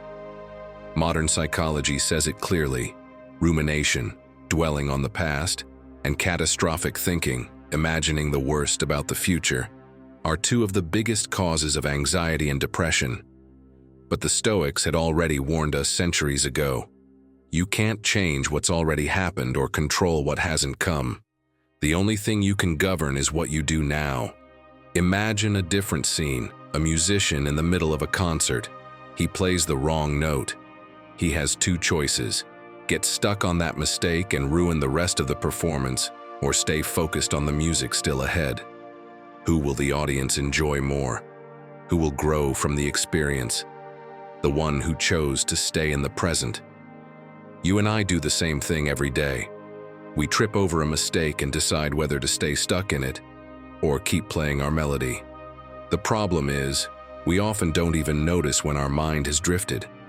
We just feel the anxiety or sadness without knowing where it's coming from. That's why we need concrete reminders. The Stoics used short phrases, maxims they repeated to bring their minds back. You can do something similar. Use an object as an anchor, a bracelet, a coin in your pocket, anything you can touch to remind yourself, I'm here. This is what matters now. Another useful practice is what I call the minute of truth.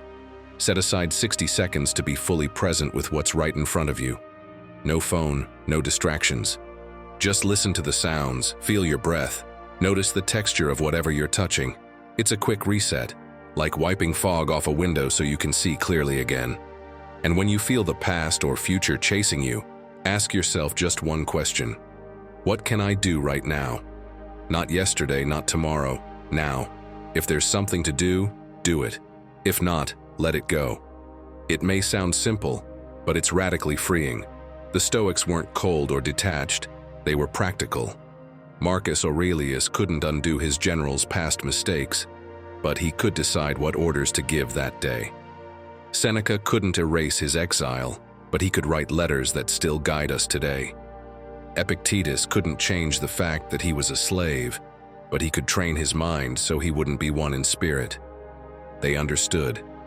It's not the storm around you that matters, it's how you choose to sail through it in the present. And look, modern life isn't that different. Maybe we're not ruling empires or facing exile, but we are juggling emails, bills, family tension, and fear of what's coming. The training is the same. Let go of what you can't control and return to the only place where you can take action, the now. My friend, don't let your mind drag you around like a kite lost in memories and predictions. Let go of the rope tied to the past. Stop forecasting every shadow in the future. Stand on the solid ground of the present. Because only here can you decide, act, and find calm. And remember this, your life doesn't exist in the "what if I had" or the "what if someday." Your life is here, in every breath, in every action you choose now. And the more you train your mind to stay in this moment, the freer you'll become from the anxiety and sadness that feed on what you can't control. And now, my friend, comes the final point, maybe the most uncomfortable and also the most liberating. Because what I'm about to tell you might hurt at first, but if you understand it, it could change the way you face every hardship in life. Stay with me. What comes next is the key to keeping your mind steady, even in the darkest days. My friend, by now you know, calm isn't a one-time event. It's a path.